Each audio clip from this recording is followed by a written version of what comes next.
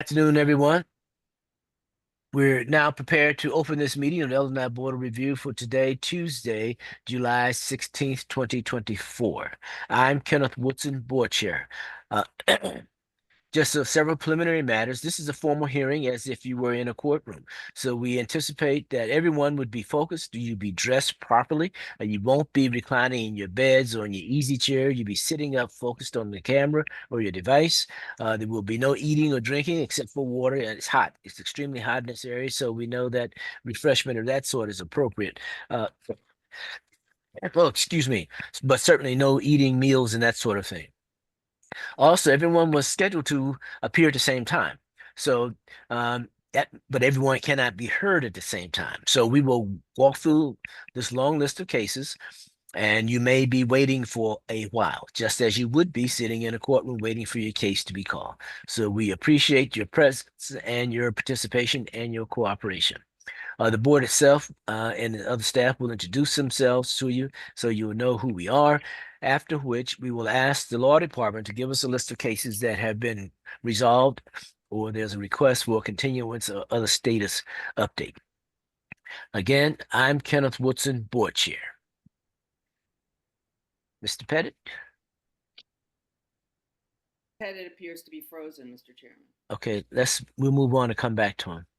Beverly Penn, board member. Ken Washington, board member. Thank you. Brian McSherry, board counsel. Board administrator. Okay. Mr. Wade, would you call Mr. Pettit to see if he's okay, if he's connected to us? Yep. Introducing myself. Yes, sir.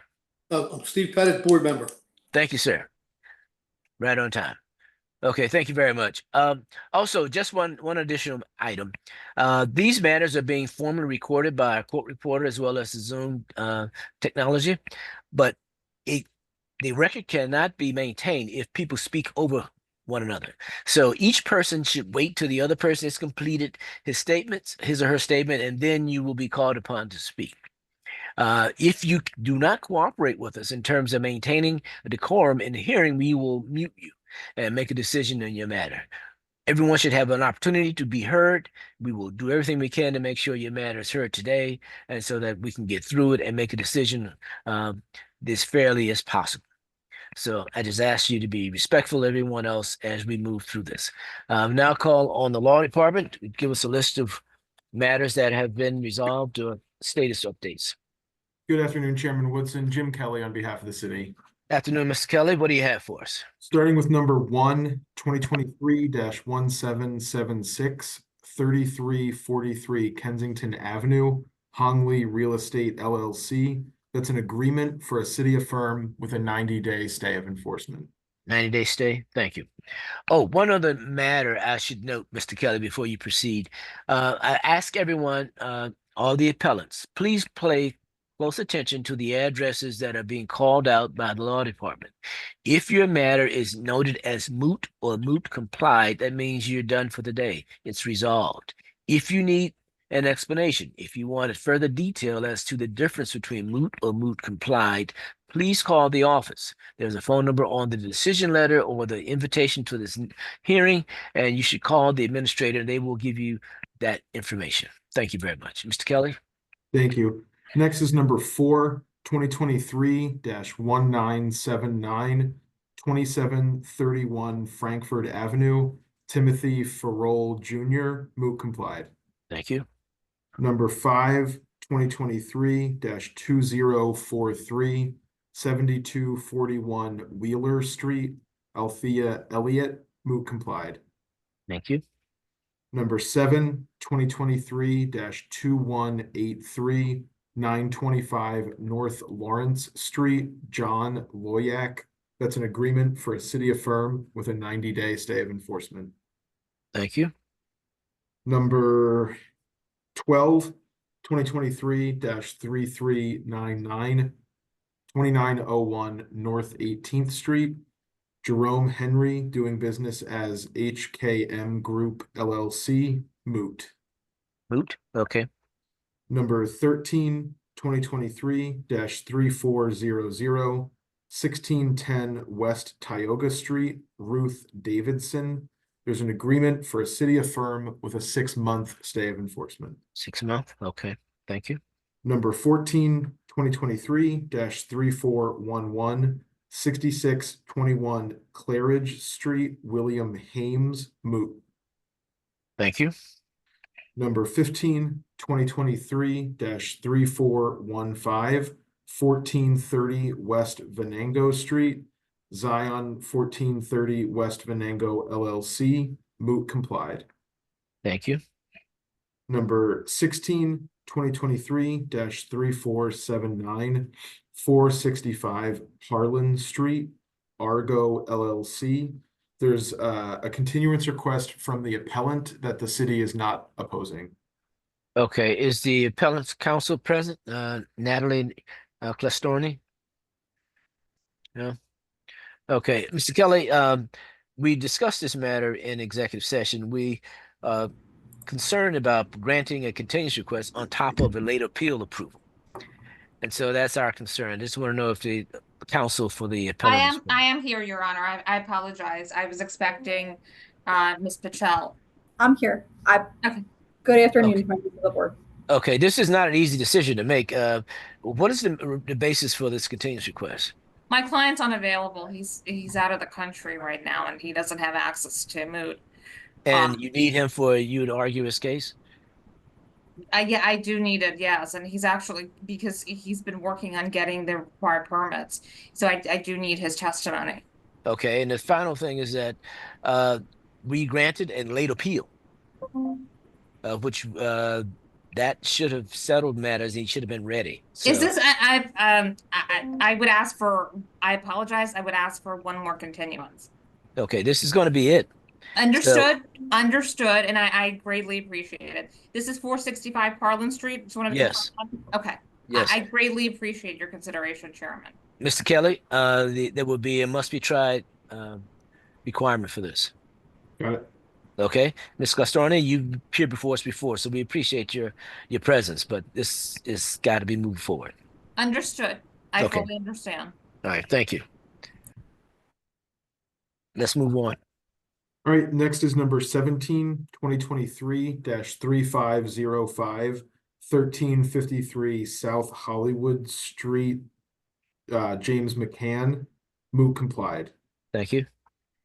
Number 18, 2023-3514, 2029 South 28th Street, Hong Sun, moot complied. Thank you. Number 19, 2023-3517, 2118 Gould Street, Fred Levine. That is also a continuance request from the appellant. The city is not opposing. Okay, and again, the counsel for the appellant, Arthur Cavalier. Is that person present? Am I pronouncing this correctly? Cavale. Arthur. Okay, Mr. Kelly, again, we have the same concern about this as a matter that was granted a late appeal, but now the appellants are not present and ready to go. Is the city ready to go on this? I would defer to my colleague, Ms. Carmody. Good afternoon, board. Mr. Cavalier had entered a continuance request, I believe back in June, saying he would be traveling and unavailable. I didn't oppose the request. Okay. In this instance, again, given that we've already granted a late appeal hearing on this, I'm going to impose a must be tried requirement. Understood. Okay. Please communicate that with Mr. Cavalier. Thank you. Thank you. Next Alrighty. is number 20, 2023-3522, 6419 Drexel Road, Janet Brown, moot complied. Thank you. Number 21, 2023-3523, 219 South 6th Street, the Athenaeum of Philadelphia, moot. Moot. Okay. Thank you. Number 22, 2023-3524, 4908 Woodland Avenue, George King, doing business as Mount Zion Baptist Church. That appeal was withdrawn by the appellant. Okay. Thank you. Number 23, 2023-3525, 4906 Woodland Avenue, George King, doing business as Mount Zion Baptist Church. That is moot complied. Thank you. Number 24, 2023-3527, 9th Walnut and Locust Streets, Mohammed Seth, moot complied. Moot complied. Thank you. Number 25, 2023-3528, 9 West Pomona Street, Woody Marcus. There's an agreement for a city affirm with a 60-day stay of enforcement. And I would just note that this is also listed as number 40. It's the same case file number, the same violations. I think it may have just been listed twice. So it's the same outcome. Okay, so the same address? Same address, same violation number, same everything. Okay, it's 41 on my list, but okay. Okay. All right, but that's Um, okay, long as we know that it's a duplicate. Yep, Pomona Street. Yes, there's just two of them. Okay. All right, thank you. Next is 2023-3533, number 27. 7th Chestnut and Iconic Streets, Mohammed Baloch, moot complied. Moot complied. Thank you. Number 28, 2023-3538, 32 South 44th Street, Northern Libs Partners LLC. I believe that that's a joint continuance request. Okay. One question I have for you. Is that Northern Libs Partners, that address 32 South 44th Street accurate? Yes, Okay. All right. Thank you. yes, So that's a joint request for continuance? that's correct. Okay. Thank you. So noted. Number 30, 2023-3543, 1956 Cole Street, Michael Paskar. There's an agreement for a city affirm with a $150 fine. $150 fine. Okay. Thank you. Number 31, 2023-3552, 2234 South Bucknell Street, Frank Biondo, moot. Moot. Thank you. Number 32, 2023-3579, 6728 North Smedley Street, Leslie McClendon, moot complied. Thank you.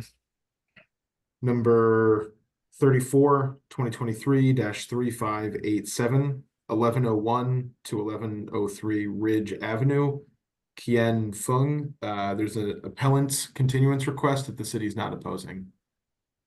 Okay. So that would noted as continued. Thank you.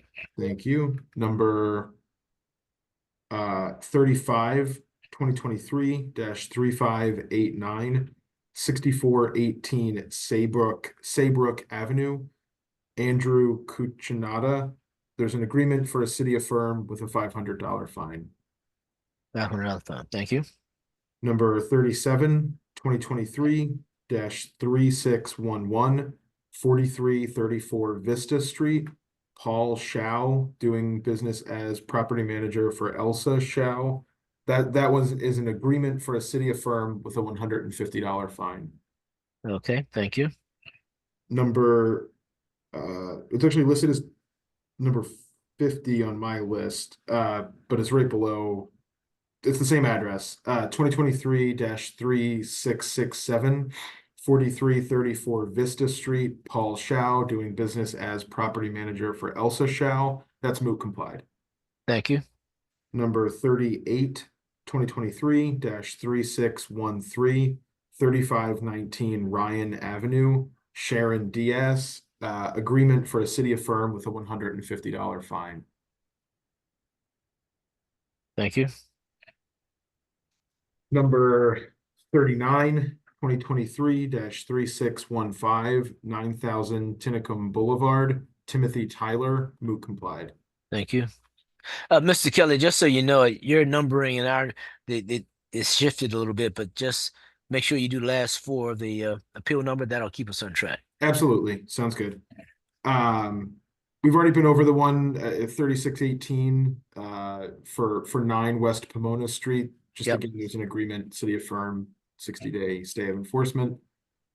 Number 41 on my list, 2023-3620, 539 Leverington Avenue, SMS Real Holdings LLC.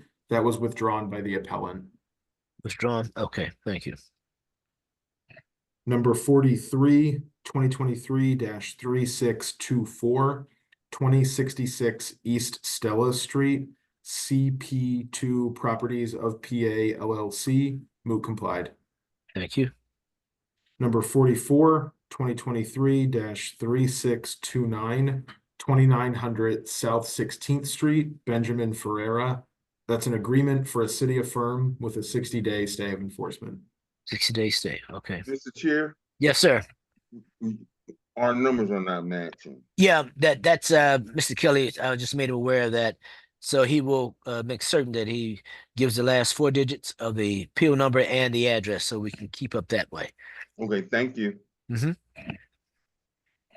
Number 45 on my list, at least 2023-3632, Spruce 8th and 9th Streets, Nicholas Papadopoulos, moot complied.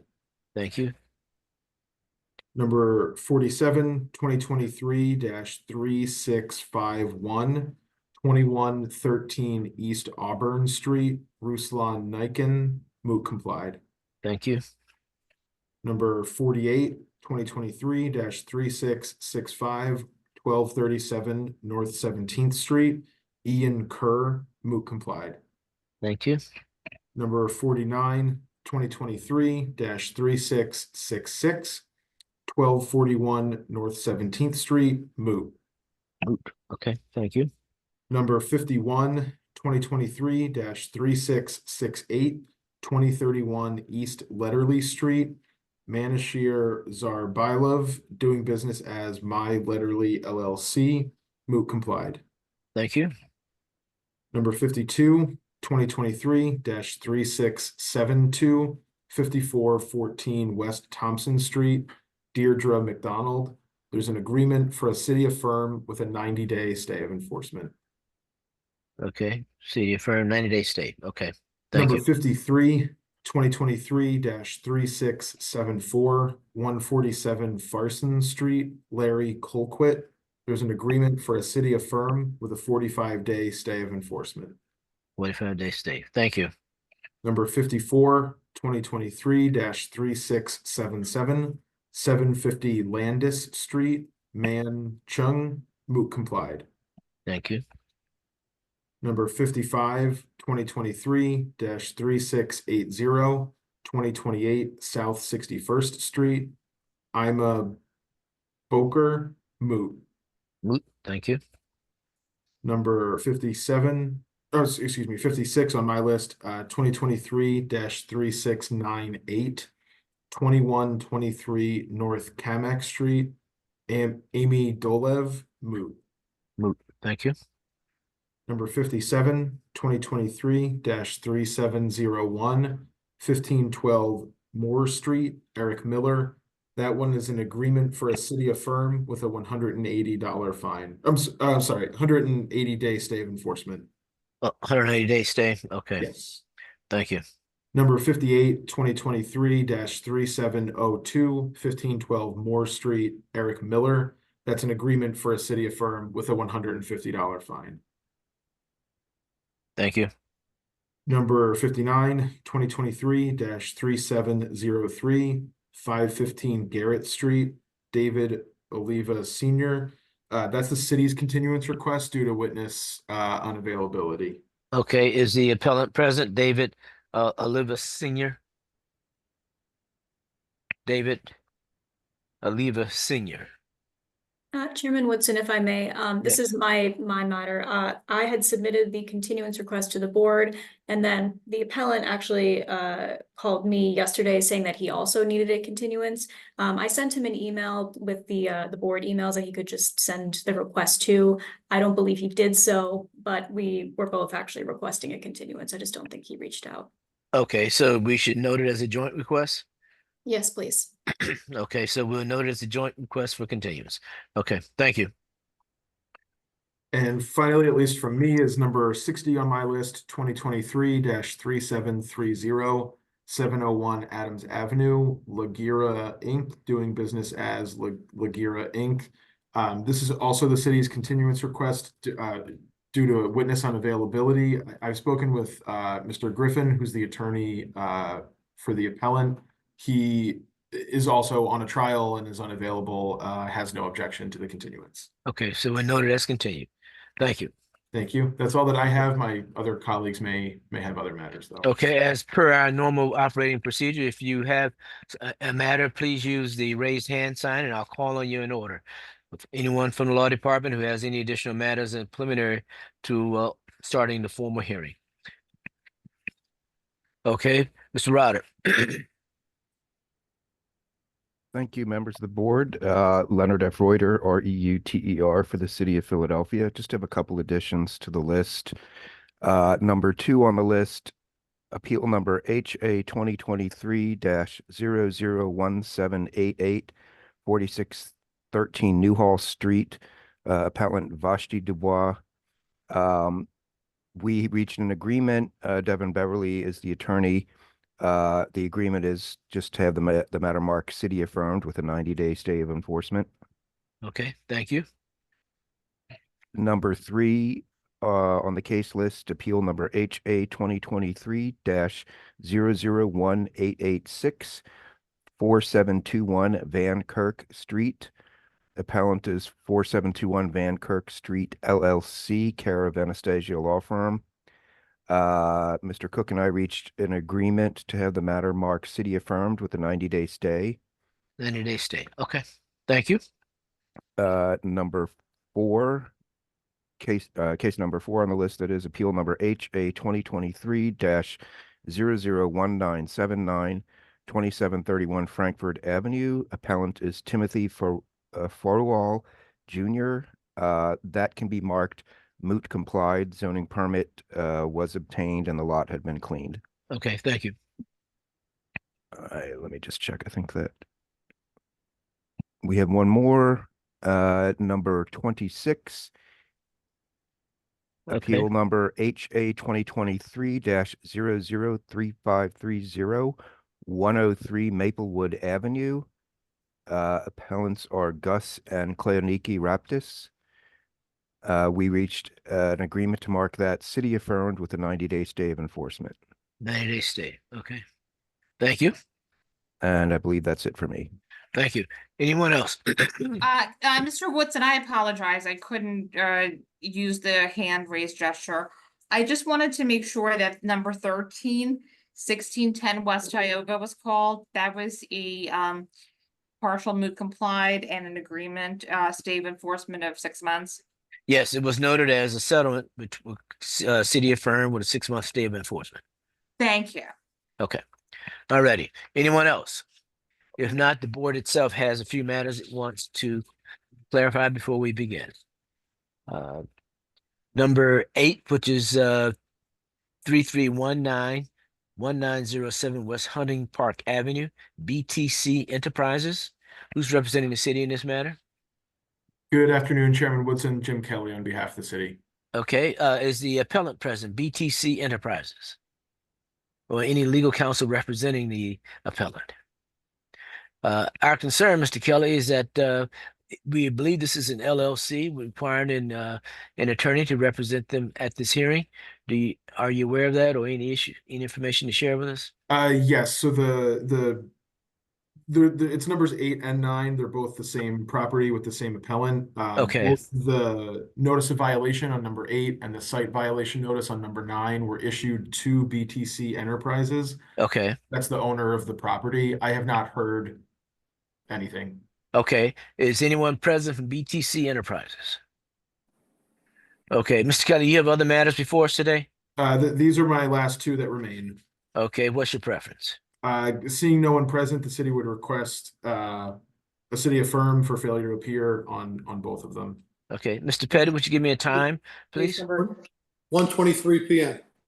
1:23 p.m. Well, let me do this. My apologies. I jumped the gun. Mr. Wade, please read it in and then give us the confirmed service. On case number 8, hearing appeal ending 3319-1907 West Hunting Park Ave, PTC Enterprises listed 7419 Rugby Street as its mailing address. Notice of this hearing was sent to 7419 Rugby Street on June 5th. Okay, thank you. Is that also Okay, the I'm sorry, on case 9, hearing appeal ending 3325, 1907 West Hunting Park Avenue, BTC Enterprises listed 7419 Rugby. And notice of this hearing was also sent to 7419 Rugby on June 5th. Thank you. Mr. Pettit, what's the time for number 8? 1:24 PM. 1:24 p.m. We will Yes. poll the board. I'll just do this and then we'll come back.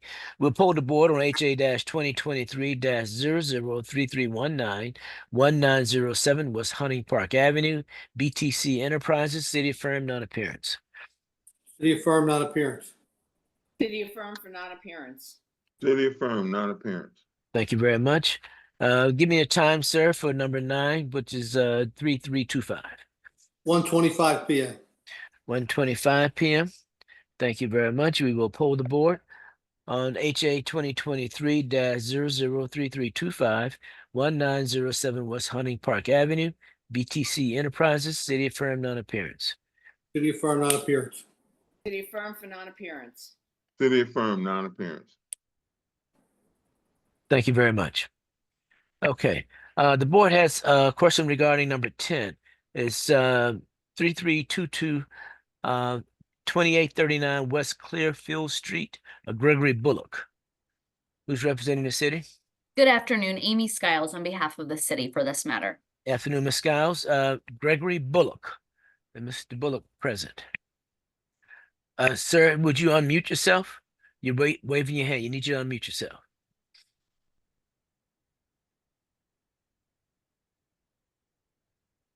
Mr. Wade, he may need some assistance. I'm sending them a prompt. Okay. Thank you. Okay. All right. Mr. Bullock, would you raise your right hand, sir, so that you may be sworn? Do you swear or affirm the testimony you give be the truth so help you God? Yes. Okay, thank you. Our concern here, Ms. Skiles and Mr. Bullock, is that there's a timing problem. I think the violation notice was June 28, 23, and the appeal was August 1, 23. So it's not serious, but it's an issue. Any concerns, Ms. Skiles? I mean, we would raise a timeliness issue for the appeal, and ask that it be dismissed for failure to file a timely appeal. However, as you did state, it's fairly close, so I would leave it to the board's discretion, but I would raise the objection that it should be dismissed for a failure to file a timely appeal. Okay, thank you. Mr. Bullock, you understand you had 30 days to file your appeal, correct? I didn't. I filed a few appeals, sir. So I didn't actually know which one was which hearing was I here for. I was just here last month, and one of them got muted. So I thought when I filed the first appeal, they were all like all together, sir. So I apologize for not doing it. I was getting fines like every week, so I didn't know. Yeah, well, on the file form, on the notices of violation, there's an appeal date noted to give you a window of when you can submit your appeals. In this matter, given that it's a de minimis amount of time, we're going to proceed with hearing your case today. Okay? So for future reference, just be aware of those appeal windows because they're very serious. Yes, sir. Okay, thank you. We will proceed. We'll call it in order. Okay, and the next matter is, excuse me.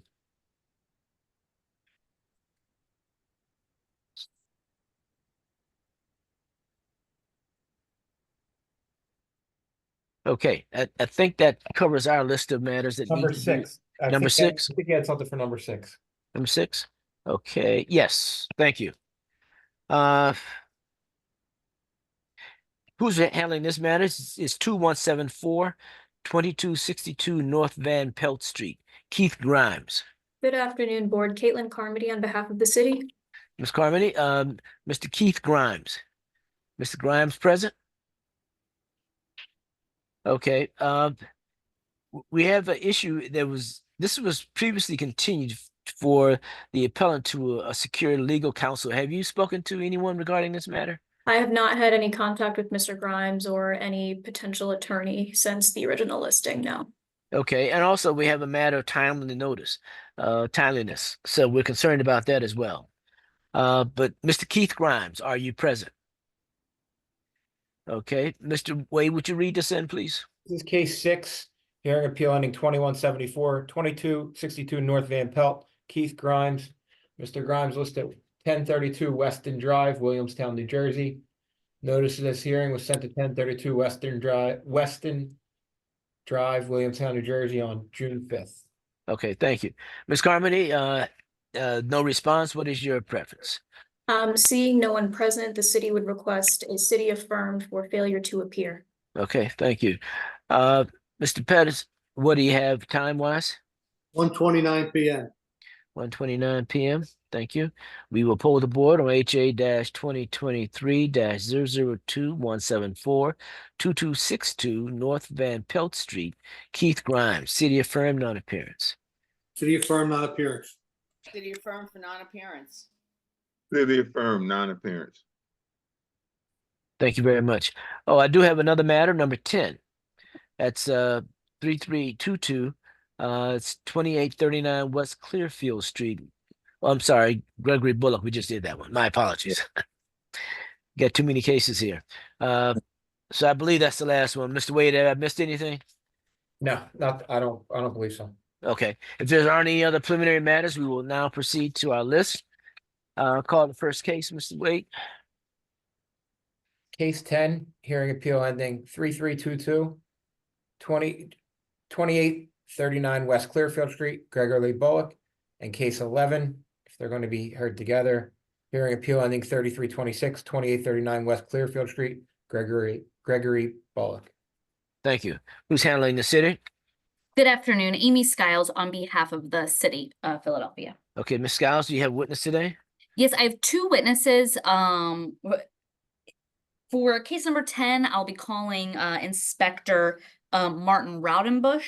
Okay. And then for case number 11, I will be calling Inspector Anthony Williams. Okay, it appears that the facts are going to be different for each one of these, I assume. They are they're similar. I could do them together. I think probably for sake of simplicity and clarity, let's do them separately. Okay. Because you have multiple witnesses, and I don't want the witnesses going back and forth. Okay. Okay. So for this matter, I would call Inspector Raudenbush. Okay, this is number 10. Yes. Okay, Mr. Raudenbush, would you raise your hand so that you may be sworn? Yes, sir. We'll need to see your face, sir.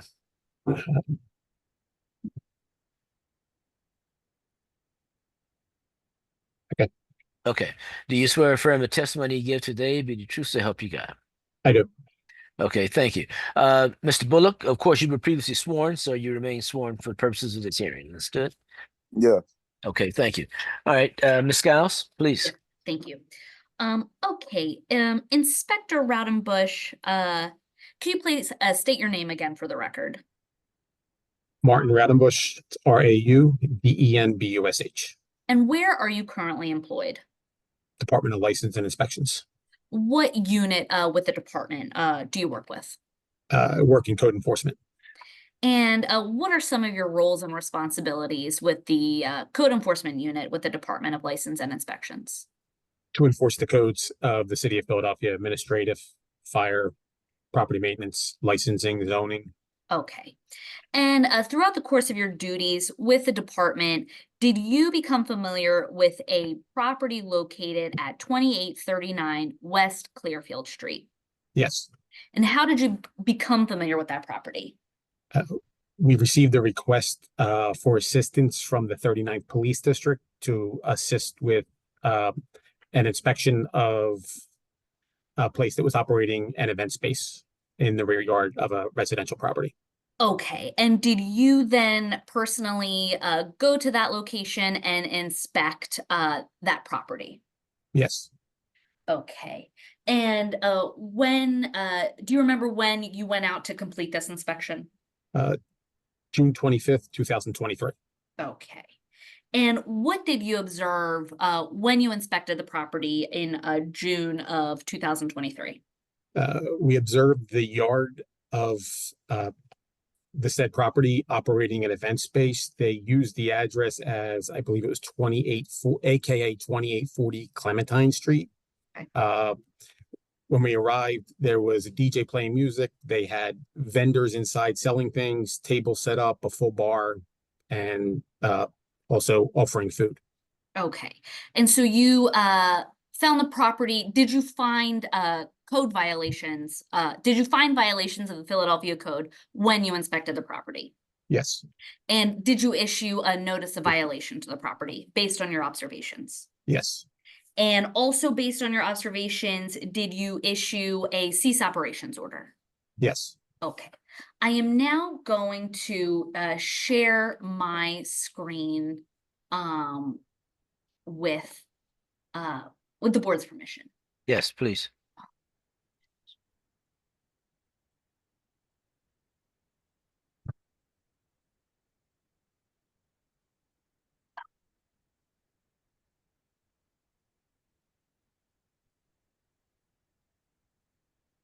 Okay, so Inspector Rowdenbush, can you let me know when you can see what I'm sharing on my screen? I see the notice of violation. Okay. Okay, so that was my follow-up question. The document that I am sharing, the document identified as City Exhibit 1, what is this document? This is the notice of violation that was issued from my inspection. Okay, and what was the date that this was issued? The date of the notice is June 28th, 2023. Okay. And so what violations did you issue or did you observe upon your inspection? First violation was the violation for a cease operations issued for the operation without having any zoning permits or use registration permit for the property. The next one was the specific violation to obtain a use permit for the property. The next was a certificate of occupancy that was needed after the use permit would be issued. 604.5, that was remove all the extension cords that were being used and run throughout the yard area. 604.4 was remove the multi-plug adapters that were also being used in compliance with, not in compliance with, as the extension cords were being used to run the electrical equipment outside. To obtain the licenses needed to operate at the property for special assembly, food license. Next was to remove the propane heaters that were in the yard area where the assembly was taking place. And then the next was a use permit to obtain for a smoking lounge because they were using hookah at the time of the inspection. Okay, so I'm now going to move on to a photograph. Is this gray building here the front of the property, 2839 West Clearfield Street? Yes, that's the view of the property from Clearfield Street. From Clearfield Street? Yes. And what is this view of the property? That is from Clementine Street in the rear. Okay. And now here is an aerial view. Is this an aerial view of the property? Yes. Okay, so here we see this would be Clearfield Street, is that correct? Yes. And then the property extends to the rear towards Clementine Street here, where Yes. this red lot is. And so the event space, does it take place in this rear lot, this long rear lot? Is that where the event space is located? Yes. Okay. And so now I'm going to move on to City Exhibit 3. City Exhibit 3, can you, did you take this photograph? Yes. Okay. And can you describe what is depicted in this photograph? On the right side were the tables where the patrons were sitting, eating and drinking. To the left side where they had vendors set up selling different types of items at the time of the inspection. Okay. And what's depicted in this photograph? That was a picture of one of the vendors that they had at the property. Okay. And then what's depicted in this photograph? That was the DJ equipment with the extension cords, the multi-plug adapters that were being used at the time of the inspection. Okay. And as you mentioned, in order to operate this type of equipment, is a special assembly occupancy license needed? Correct. And what's depicted in this photograph? This is a picture of the alcohol that was available, the bar that they had set up at the time. Okay. And to your knowledge, upon your inspection, on the day of your inspection, did this property have a liquor license? No. And what is depicted in this photograph? These are the propane heaters that they had inside the yard area. Okay. And then what's depicted in this photograph? A hookah that was on the table at the time. Okay. And is there a special license or permit needed for hookah to be used at an establishment? Yes, there's a zoning permit for smoking lounge that's required. Okay. And on the day of your inspection, did this location have that permit? No. No. Okay. And what is depicted in this photograph? This is the food that was being served at the time, and then a large propane cylinder in the rear. Okay. And is there a permit or license needed to sell or serve food at a location? Yes, And what type of license is needed? it would be a food prep license. Okay. And at the time of your inspection, did this location have a food prep license? No. Okay. And what's depicted in this photograph? Just a picture of the extension cords and temporary lighting that were being run through the rear yard to supply electric to the areas of the rear yard. Okay. And so, based on your observations and the violations you observed at the property, did you issue a cease operations order? Yes, Okay. And what's depicted in this photograph? that was the poster that was put up on the Clementine side of the property, listing a cease operations with the reason for the cease operation. Okay. And what was the reason for the cease operations?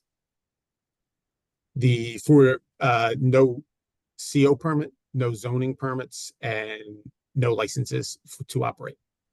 Okay. And as you mentioned, this was posted very clearly on was it that garage door on the Clementine side of the property? Yes, Okay.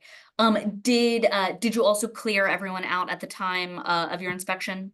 yes, the police had everybody leave the property. Okay.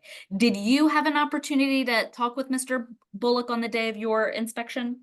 Yes, he was at the property. He was. And so, did you explain to him that the property was being seized?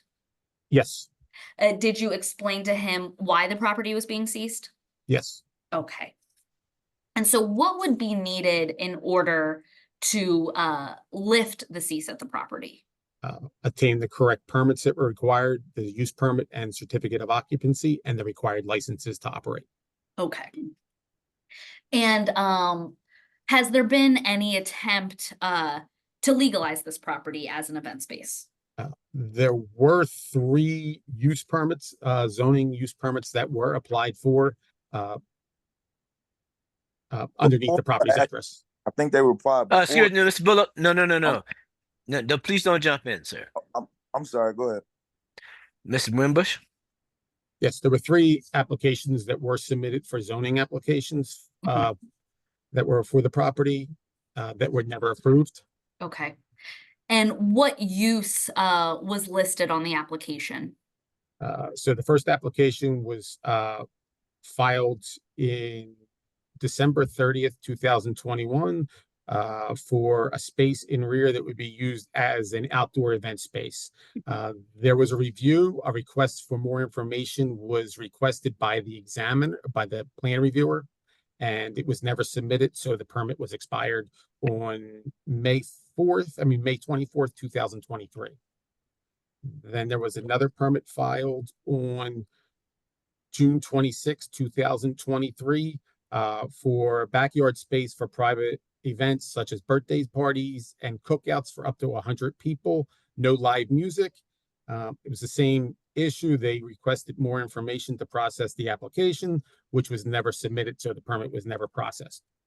And then the third one was applied for on June 28th, 2023.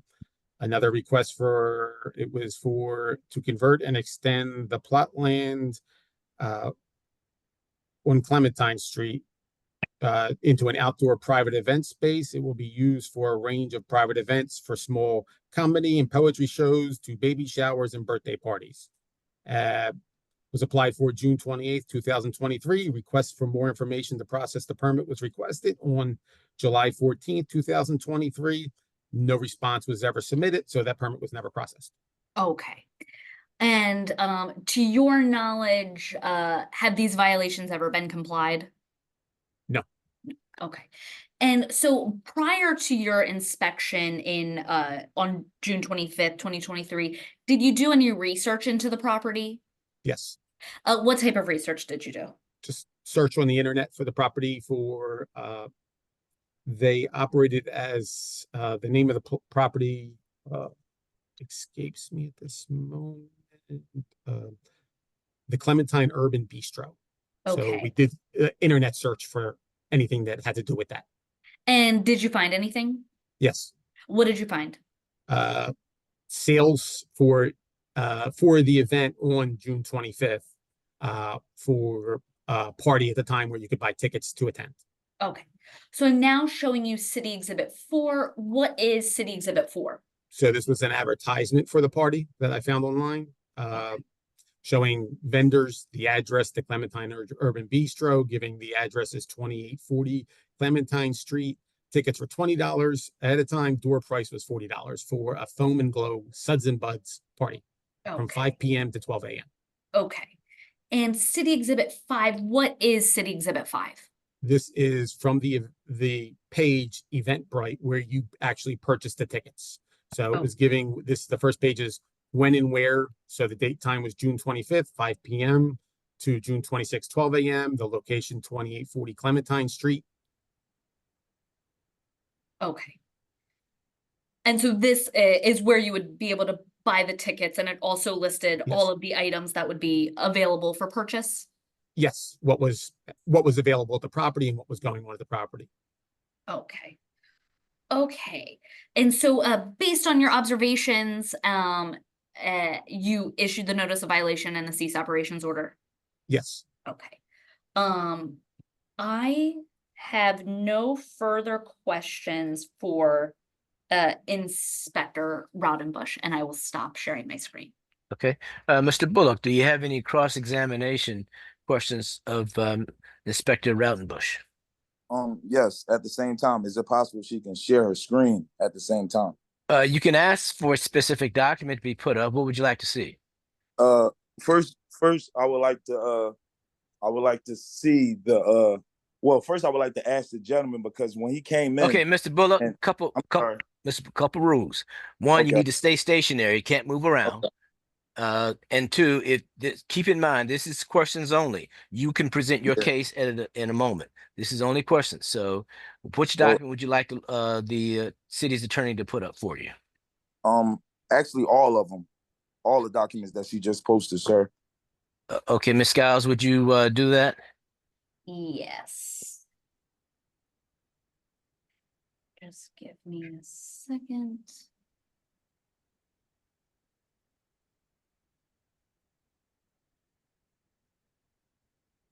Okay. All right. Okay, now what is your question, sir? All right. This first violation, when the gentleman came in and Now keep in mind, Mr. Bullock, I'm you sorry. are asking a question, not making a All right. statement.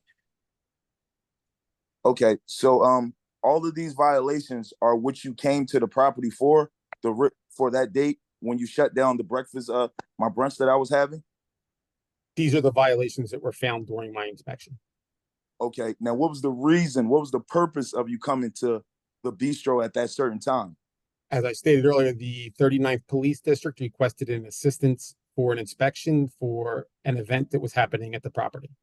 What time was that event supposed to be held? 5 p.m. What time did you guys show up? Just about 4:30. So the event was not held yet, correct? I I'm don't gonna know. object to relevance. And Mr. Bullock, there's an objection, sustained. Go on. Any additional questions, Mr. Bullock? Okay. I don't even know what now. Okay, can I go to the next picture? Sure. Of the next picture, the actual bistro, all the stuff that was going on. This That picture, right there. Okay, all right, that right there. You said that's a picture of someone selling stuff. To my I don't see anyone selling anything. No, you have to ask a question. You have to ask a question, not Okay, make a statement. Okay, you said that's a picture of someone selling things at the bistro. Not that picture. That picture I just said they were tables set up for vendors. There's another picture that shows the vendors actually set up. Can I please show a picture? Can you please show me a picture of them actually selling things at my bistro? This was the table that was set up. They had things for sale. Is that a Clementine's table, or is that a business that's at the bistro? That was a vendor that was set up at the bistro. I don't know what else to So say. I'm trying to understand how am I I'm trying to understand how am I getting fined if I'm not selling anything? Okay. Maybe Mr. Rautenbush can explain the basis for violations that are written. Mr. Rautenbush, how about do that just quickly? Explain how Mr. Bullock potentially becomes responsible for these violations. Because he was offering the property for them to use to set up their vending tables and to sell things. So the owner's responsible for what takes place at his property. For the party that you guys came in for, correct? For everything that was taking place at the property. That's what we were there. That's what was going on. A party that started at 5. You came in at 4:30. Mr. Bullock, again, this is not time for argument. This is your time for questions. I'm not trying to argue, sir. I apologize. No. You misunderstood. The word argument meaning the word argument in this instance is a good thing. You can make an argument later, but in the moment you're asking a question. Okay. All right. And can I pull up the picture of the propane, the picture of my heaters out there that he said it's the summertime, so I know my heaters aren't on. So how can I get a violation for just having a device out there to heat? Because you had the propane was still inside the heaters at the bottom, and you're not allowed to have. Mr. Bullock, you can't. Mr. Bullock, you asked him a question. Let him answer. Okay. Don't interrupt, please. Okay. Mr. Rautenbush, please complete your answer. I got to sit down. I'm sorry. Yes. No, okay. Now you said you gave me. Let him finish. He didn't answer you, Mr. Bullock. He did not answer your question. Let him answer your question. Mr. Rautenbush, please answer the question. So the reason for the violation was the propane heater still had the propane tanks in the bottom. So in an assembly space, you cannot use open flame heaters supplied by propane. Do you have a picture of that, sir? The propane heaters are right there. No, do you have propane tanks inside that I'm getting fined for? I'm not getting fined for the actual heater. I'm getting fined for the propane tanks being inside of that. There was a propane tank in the other picture from the food. That's not the heater, sir. I'm asking about the heater, sir. I have no specific violation. I have no picture of the actual propane tank in the heater. Can those be taken off because I don't have a picture of the fine that he's actually fining me for? And I'll object. I'm gonna redirect. Okay, after he finishes asking questions, you can come back and ask more. Okay, Mr. Bullock, anything else? The next picture, the picture you have with the people with the hot plates out there. When you say I have a propane tank back there as well. Oh, that one. Hold on. I'm sorry. You can go back to that one. That one right there. So are you telling me that now people cannot bring hookahs to my backyard and smoke it themselves? Because this is all outdoors, nothing inside. So I'm trying to understand what is the specifics of people bringing a hookah, because there's only one hookah. And I didn't let him answer the question, sir. Let him answer the question. So in an assembly space, in order to have smoking available, whether they bring it or not, you still have to have zoning to operate a smoking lounge. In an outdoor space. Yes. So what is he answered the question, sir. The answer is yes. Can't smoke a cigarette or anything. In an assembly space, no. Okay. Now what about the gas, the picture, next picture, ma'am? I'm sorry. Can you show me the next picture? Yes. Okay. Now I see someone, I see food as it being catered. I don't see anything being cooked or anything like that, or anything being sold. So again, I'm trying to understand what is the problem of having that like that, because nothing was being cooked at my property. I didn't say there was a problem with having that there. I don't understand your question. It's not even, Mr. Bullock, please. You asked him about the photograph of the cylinder. Let him respond, okay? So, but in order to serve food, you have to have a food license. At an assembly space like this, you'd have to have a food license. Did you ask the people that was doing the brunch, did they have a license? Because I don't need a license. I'm not serving any food. I'm just a space. So So what do I need a license for for them? Let him respond. Mr. Winbush, please respond. During the inspection, nobody stated that they were caterers or anybody identified themselves as a caterer. Sir, during the inspection, you came in and shut the whole Mr. thing Bullock, down. Mr. Bullock, questions only. You can present your case in a moment. Sir, This is not a back and forth.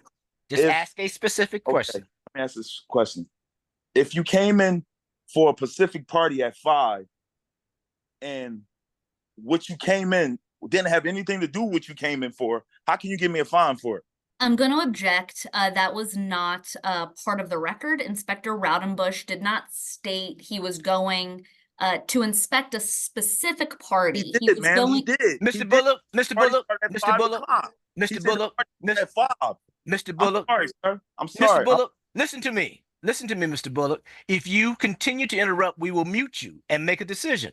We want you to have a fair hearing. But if you interrupt again, if you can, sir, if you continue to interrupt, we will resolve this matter. It won't be complete. We need a complete record for this. Understood?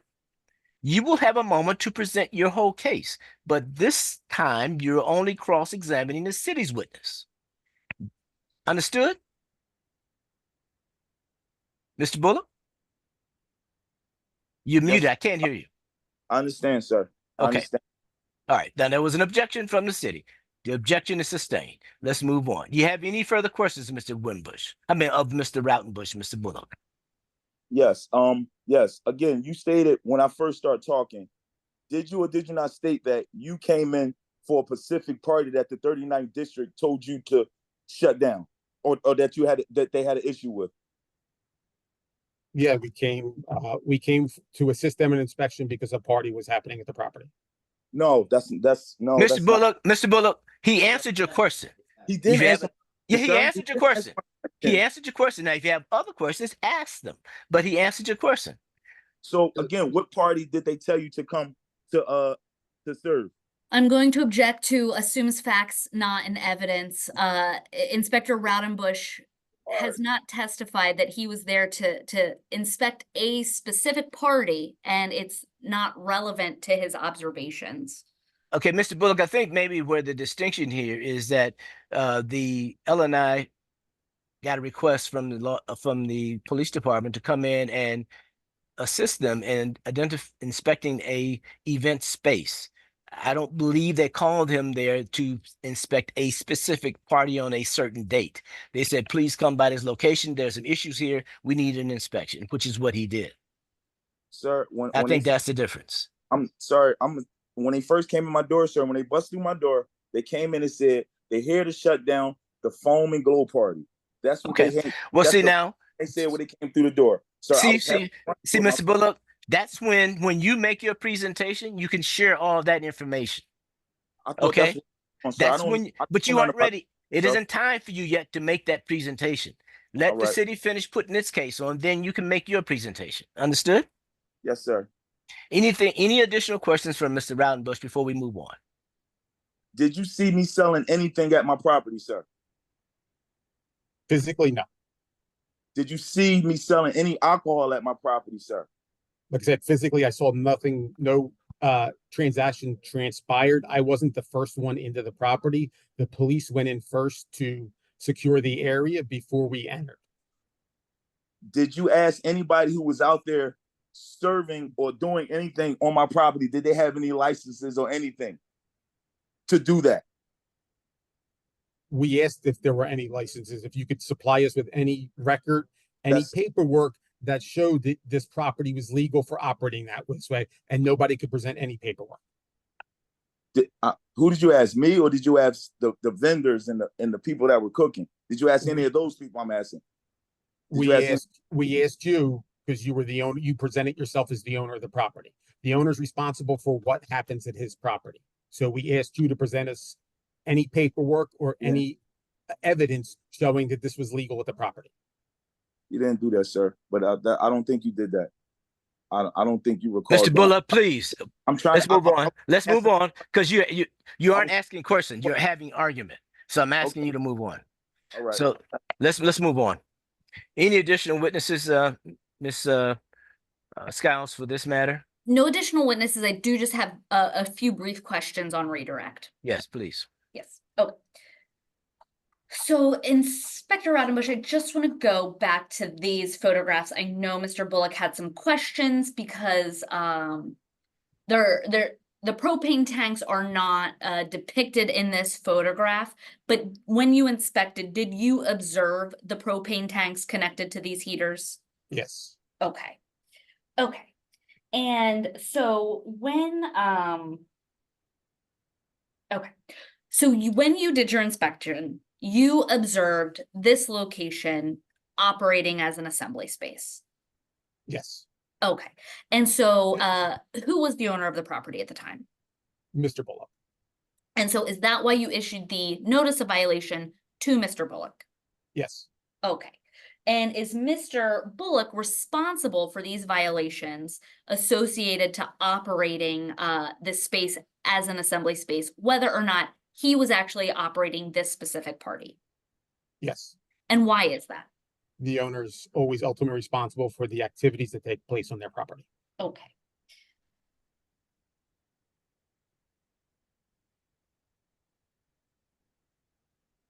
And as just a point of clarification, in an assembly space, you need a food license to serve food? Yes. Okay, and as you said, in an assembly space, you need a permit to be able to smoke hookah? Yes. Okay. I believe that is all I had. That's all, my only redirect for Inspector Raudenbush. Okay, thank you. Now, Mr. Bullock, this now's your opportunity to present your case. What would Present you my- like for us to hear? Well, I didn't know that I put in 3 requests for my outdoor event space. And upon those 3 requests, I didn't get any information back. Like you guys send mail to my house for the hearings, but for the information back to legalize my place, I never received anything. Before you guys came in that day, I was emailing back and forth with I think the head of LNI, I think her name was Miss Renee. I had built a rapport with her because I didn't want any of these things to happen to my property, for my property to get raided or anything like that. Because again, I just wanted it to have something for my community. But the city, I don't know if I had to keep on coming down there every week to try to get my paperwork legalized, but no one didn't help me with anything. But when the gentleman came in my door, the first thing he said, he was there for a foam party or a foam and glow party that was about to happen in a few hours from then. So for him, I don't understand why was he allowed to come into a private party that was happening at a residence, because it wasn't an event space at the time, just a residence. I didn't understand, because once I put my paperwork in, the people told me that until my paperwork get approved or anything, I can have my little events, have my little small events at my house, because it's still my property. But when you came in, you told me that you came in for the party, so I didn't really understand. You shut the party down, so the party didn't go on. So all these other fines, I didn't really understand, like why was I getting them? You gave me a fine about the wires that was out there. I obviously see that was the DJ. The DJ had all of that. So that's all the stuff that you're giving me fines for is nothing to mine. You don't have a picture of the propane tanks underneath, and I really don't think I had the propane tanks in there because it's the middle of the summer. And why would I have propane in the middle of the summer? That doesn't really make any sense to me. Saying that I had propane tanks in the heaters now, because it's in the middle of the summer now, and I don't even have propane tanks out there. All my propane tanks are always lined up, and if you would have took a picture underneath of that food, you probably would have seen all the empty propane tanks under there. You didn't. I'm pretty sure all those people that was out there selling things had licenses to do so. So I don't really know. It's like I was trying to do something for my community. We don't have shit out here, and like I'm trying to help my community out, and like I'm getting hit with all these fines for nothing. There's no violence happening around here. I'm 42 years old. We don't have no kids doing no dumb stuff out here. We really keep the streets safe.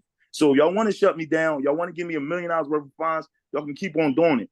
But at the end of the day, it's people out here getting hurt because y'all put them in these stupid bars when they cutting liquor at, and people getting shot every day. But you got people out here that got nice establishments, nice places for people to go that feel safe, that they can go home to their kids every day. So you can keep on giving me fines all you want, but if you check the emails that I've been sending to Renee since last year, I've been trying to go back to a regular backyard because it seems like y'all making it hard for me just to have something legal for people to do. I don't sell liquor, I don't sell drugs, I don't sell anything back there. All I do is have a place for people to go to have a good time, to watch the fight for free and do all that stuff. But if y'all don't want me to do that, that's fine. Let me have my backyard. Let me have my friends over so everybody else can go about their business. And that's all I want, bro. I'm sorry, man, because this Mr. Bullock, yes, yes. Understand, this is a formal hearing. This is not a casual barbershop conversation. I understand, sir, but this okay, is so listen to me. Listen to me. This is what it should be. Listen to me. No, listen to me. I have a couple questions for you. Then Ms. Skiles may have some questions. The individual that you would identify that you have an email conversations with, who is that person? You mentioned the name a few times. Hey, I think her name is Miss Renee. Sorry. Miss Renee Reinhardt or Ryan. I got all the emails from her. But do you have it? Is that something that you wanted to submit as evidence, or do you have it handy? What happened? Did we lose him?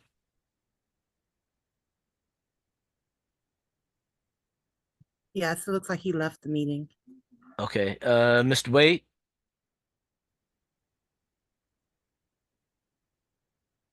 I can reach out to him. Okay, let's do this. It's now 2:05. Let's take a 5-minute break. Okay. I believe when we were last on record, we were hearing from Mr. Bullock. Mr. Bullock, if you unmute yourself. You're still muted, sir. You need to unmute. Mr. Wade, you may need to send him a prompt. Yes. Okay. Okay. Mr. Muir, I think we were near the end of your presentation, Mr. Bullock. There were some questions. Ms. Skiles may have some cross-examination questions for you, but I just want to ask you one additional thing. Do you have access to the CLIP system to check on the status of your zoning applications? I do. I did after I appealed. They explained that to me that it was a CLIP. It was like an app I had to go on to get to do that. Now, is there any reason why you didn't provide the additional information that the plans examiners requested from you? I didn't get the request for any of the additional information. I didn't know it was a request for any additional information until once I put my appeals in last year. Okay. And I would just also ask you, given what you're attempting to do, had you taken advantage of professional support for this, like lawyers and accountants and others who do this every day? No, sir. I kind of do everything off the muscle, man. I don't really. It doesn't work. This isn't working. I see it doesn't. I see. Okay. Ms. Skiles, you have any cross-examination? Just very briefly. So Mr. Bullock, you don't deny that you are operating your property as an event space. Yes, I do deny it. It wasn't an event space. I was trying to make it an outdoor event space, but once they turned it down, now it's a regular backyard. What was occurring when you kept calling it the bistro, that he came to the bistro. What's the bistro? That's the nickname on my backyard. When we used to work out during COVID, it was called the Backyard. I have pictures of that too. Mm-hmm. It's a name that we have. It's called the Bistro. It's the name. It's where we kick it at. It's my backyard. Okay. And so what was occurring in all the photographs that Inspector Raudenbush took? Well, in the photographs that he had, nothing is occurring. It's like people were wrapping up. But before then, we were having a brunch. What was wrapping up? We were having a brunch out there. A brunch? Yeah, we were having breakfast out there. People was out there selling stuff. They were selling like little cakes and breakfast and all that. And mimosas, they were having drinks and doing all that stuff, but they were having brunches. I wasn't selling anything. I don't know what the vendors were doing. The vendors that had anything, the vendors were doing their vending thing. Mm-hmm. Me, I have a box. A friend of mine wanted to have a brunch at my spot, and I said, okay. And I didn't even know why y'all don't have a picture of that too. he has only the pictures of the stuff that was on Eventbrite that didn't even have anything to do with me. My name isn't on anything. It says the address where it's having it at, but my name isn't on anything on Eventbrite. I didn't make anything off of anything, so that's all. This is like crazy to me. So there was a brunch with the vendors in the morning of June 25th at your house. Yes, at my in your house. backyard. And later that night, there was a scheduled foam and glow party. Yes, it was going to be a foam and glow party. Yes. Are those events? So what I'm trying to understand. Watching a fight is an event too. Like I'm an event that I would have to make money off of. If I'm not making money off of, I don't call it an event, ma'am. Okay. Okay. And you said that you were sure that the vendors at the brunch that morning had the appropriate licenses. This is your appeal hearing. Do you have any of those licenses to present to the board today? I didn't know what I had got all these fines for, man. Like, tell you the truth, man. I told you, I just was here 3 weeks ago and something got mooted. I didn't know I was gonna have another court date here. This is the surprise to me. When y'all send these papers out, it doesn't say anything on the paper what we're here for. So when I was here last month and it got mooted, I thought I wasn't gonna see you guys again ever. I thought this was over. So when I'm here today, all this stuff right here that's on the list, all this stuff was, I'm like, okay, I thought this was over. So I really didn't. This is all a shocker to me, man. That's why I'm so like upset about it, because I thought all this was over. Okay, I have no further questions for Mr. Bullock. Okay. Anyone else have any questions for Mr. Bullock before we move on to the next matter?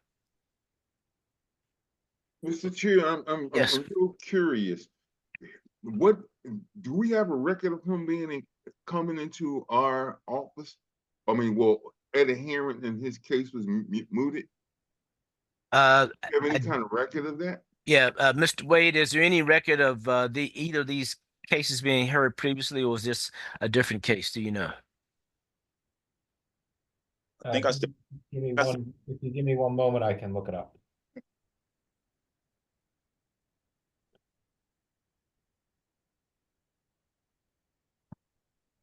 Ms. Skiles, do we need Mr. Wade to be sworn in as a witness, or we're okay with him responding to the board's inquiry?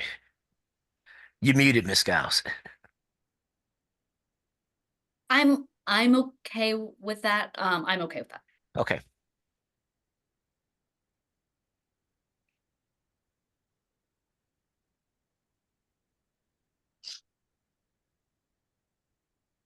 For appeals under his name, it looks like there was an appeal of a violation, a CF 2023-041249.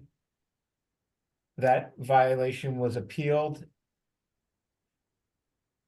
and heard on May 9th and read into the record as moot. If there were any other appeals for this address, he could, if anything under Gregory Bullock, or only these 3 appeals. Okay, now the May 9th matter was that, do you know the nature of that appeal? Hold on one second. It appears it was for operating an event space in a rear yard without zoning. And again, that violation was CF 2023-041249. Okay, so I guess the issue then is, how do we have 2 hearings for the same matter? I believe it was different. These are different violations. Okay, Ms. Skiles, anything? Excuse me. Mr. Wade, what was the date of that hearing? You said May something?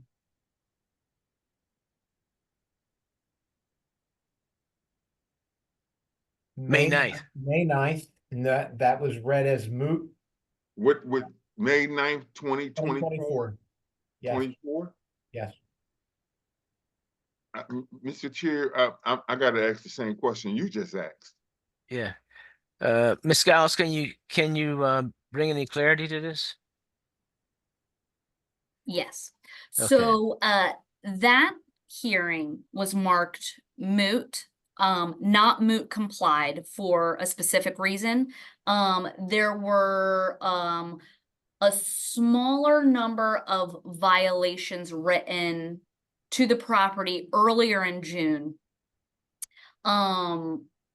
for there was a zoning violation, but then they were rewritten. There were more violations observed and rewritten under the current seat case file number, the current case file number, which is CF 2023-059983. So when when that case file was written, the old case file was closed, which was why it was marked moot. It specifically wasn't marked moot complied, as the violations that were appealed were not complied, but they were reissued under a new case file number. And we knew that this appeal hearing was coming up where Mr. Bullock would have the opportunity to argue those violations under this new case file number. So that's why it was moot before, is they were reissued under this case file number. Okay. And so I guess Mr. Bullock's inquiry is that he didn't realize that that is what happened. And so is that what created a level of confusion, Mr. Bullock? Yeah, I had no, I thought I was done with all this. Okay. I thought muted it. I was back to being in the backyard again. Okay. You know, All right. Anything else, Mr. Washington? Or is that I would like to have a executive session. okay? We can do that. I just want to get through this portion before we do that. We'll do that before we vote. Okay. Ms. Giles and Mr. Bullock, what I offer both of you, Mr. Bullock, if you have any final argument you'd like to make that would help us understand, after which I'll ask Ms. Giles to do the same thing, and then we will take an executive session before we vote on your case. Okay, Mr. Bullock, anything you want to share with us? I really don't know what like if I ever did anything wrong, like to not like to the city or anything, like all of this that's going on right now, as far as them coming down, as far as the late night L&I people coming down, all the stuff that y'all don't really know about that they really do. You know what I'm saying? Like just yeah, like I'm just trying to have something for my friends to come through and be safe. Like that's my end of argument.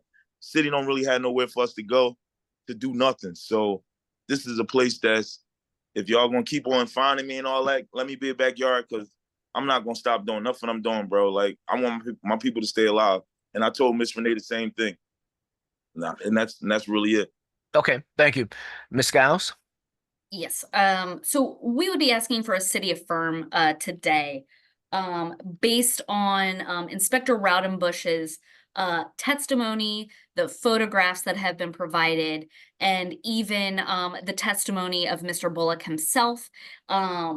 It was very clear from the photographs that on this day, June 25th, 2023, an event was taking place at the time the violations were written.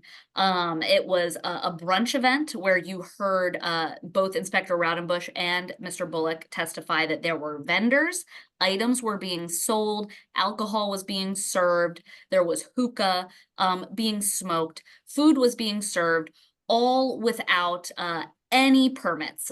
You heard Inspector Raudenbush testify to the presence of a DJ, music, and under the Philadelphia Code, those things require special licenses and special zoning. You would need a food prep license, the smoking license, a special assembly occupancy license. All of those things are needed to have an event like this. And whether or not it was Mr. Bullock running this event, or if he was allowing a friend or a family member to run this event, it's still Mr. Bullock's responsibility. The violations are still assigned to Mr. Bullock. He's still responsible for that as the property owner. So I would be asking for a city affirm today. If Mr. Bullock does want to return this space to a backyard, it would be up to him to show the department that he has returned this space to a backyard with no event equipment or materials. And it would be Mr. Bullock's responsibility to reach out to the department. Mr. Bullock, I told you before, you cannot break in. Just mute me. But that's what I just told you. Sir, look, this is not going to go well if you keep doing this. Ms. Skiles, please finish, then we will take an executive session. It would be Mr. Bullock's responsibility to reach out to the department to request that reinspection to show them that he's no longer operating this as an event space. But as we sit here today, we have all of the observations of Inspector Raudenbush, very clearly showing that this is an event space. We have the applications that Mr. Bullock applied for, the zoning applications looking to legalize this space as an event space, none of which have been issued. So based on all of the testimony today, I think it is clear that the department was correct when they issued the notice of violation. And we would be asking for a city affirm for that violation notice. Okay, thank you very much. Okay, we're going to take executive session and come back before we vote. Thank you. I would just ask to move my exhibits into the record as well. Oh, so moved. Thank you.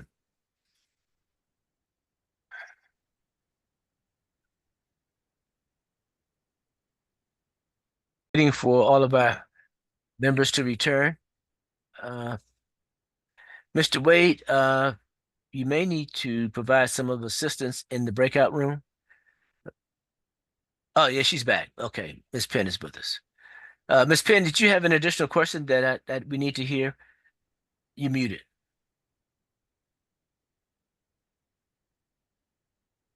No, Mr. Chairman, I don't have any questions. Oh, okay. I thought I heard you ask something as we were executing. No, I was asking Mr. Wade for a button to exit executive session. Okay.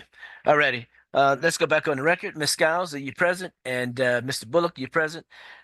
Just one preliminary matter before we call the vote on this thing. There is one additional case which we also will need to hear, which is case number 11.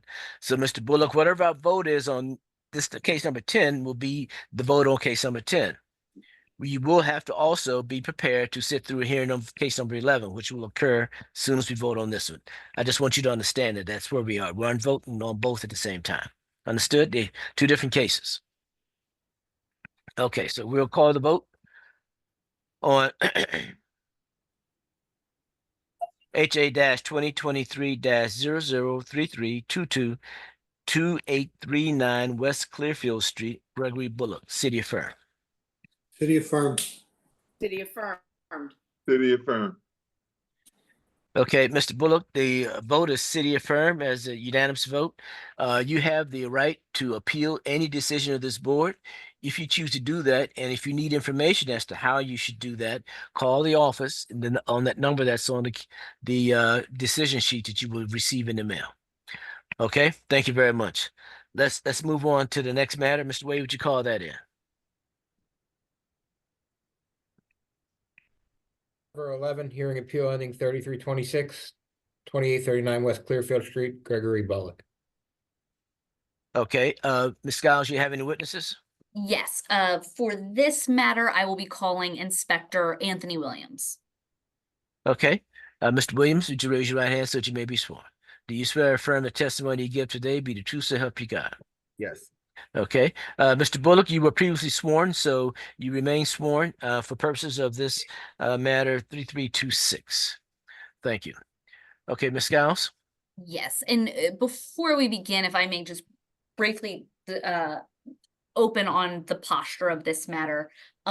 This is an appeal stemming from a site violation notice for violating the cease that was issued by Inspector Raudenbush. So before calling Inspector Williams, I would just ask to incorporate the testimony of Inspector Raudenbush and the city's exhibits from the prior hearing as they're relevant to the SVN that was issued for this matter. Okay, so noted. Okay, so Inspector Williams, can you please state your name for the record? Inspector Anthony Williams. And where are you currently employed? City of Philadelphia, License and Inspections. And what unit do you work with at the Department of License and Inspections? Code Enforcement. And what are some of your roles and responsibilities with the Code Enforcement Unit? Upholding the Philadelphia Code for Property Maintenance, Fire Code, and Administrative Code. Okay. And throughout the course of your duties with the Code Enforcement Unit, did you become familiar with the property at 2839 West Clearfield Street? Yes. And how did you become familiar with the property at 2839 West Clearfield Street? I've been there multiple times. I wrote the original case and I revisited the property as a part of the nuisance property unit. Okay. And have you issued a site violation notice to this property? Yes. And why did you issue that site violation notice? Because at the time of inspection, we observed that the backyard area was operating, and we saw a security detail. And when a couple people left, we tried to get assistance to shut the event down with the police district, but we were unable to. But when we came back, we spoke to Mr. Bullock and told him, that we had to write the violation for him operating. And when you say operating, can you describe what that means? What did you observe when you witnessed it operating? At that time, it was a party, loud music. One of the things that we didn't go actually inside until everybody kind of left. So we didn't see them, what was going on particularly inside, but we did sit out for a few minutes and just observe people coming in and going out, and that security detail checking them at the door. Okay. And when you say you heard loud music, how loud was it? Well, we could hear it from the corner when we pulled up. So that was the indication that something was going on at the property. Okay. And approximately how many people did you see entering and exiting the property the night you issued the SVN? Well, it was at least about 3 or 4 that we observed. But once we came back, because once we went to the district, we came back from the district, there was about 8 to 9 people there. And then that was when we spoke to Mr. Bullock. Okay. And what, if anything, did Mr. Bullock tell you when you spoke to him? Well, we just had a short discussion of him saying that that it wasn't an event, and then us kind of explaining to him that the security detail kind of was like one of the things that we were holding on, and he described that it was for his family, and we just brought up the question that if it was family, why did you need a security detail? But that was our conversation, and basically just telling him that hey, we're there because people keep calling. It's complaints, and we're complaint driven, and once we write a violation on something, we always revisit it to see if it's still in operation. Okay. And with the board's permission, I will now share my screen. Okay.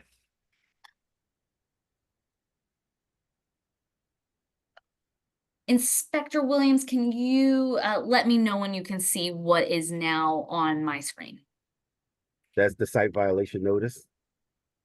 Okay. And where was this who was this violation notice issued to?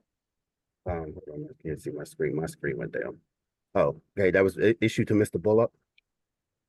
Okay. And what was the date that you inspected and saw the property operating? The date was July 30th. July 30th. Okay. And so what violation did you issue in this site violation notice? The violation of the violating the cease order. Okay.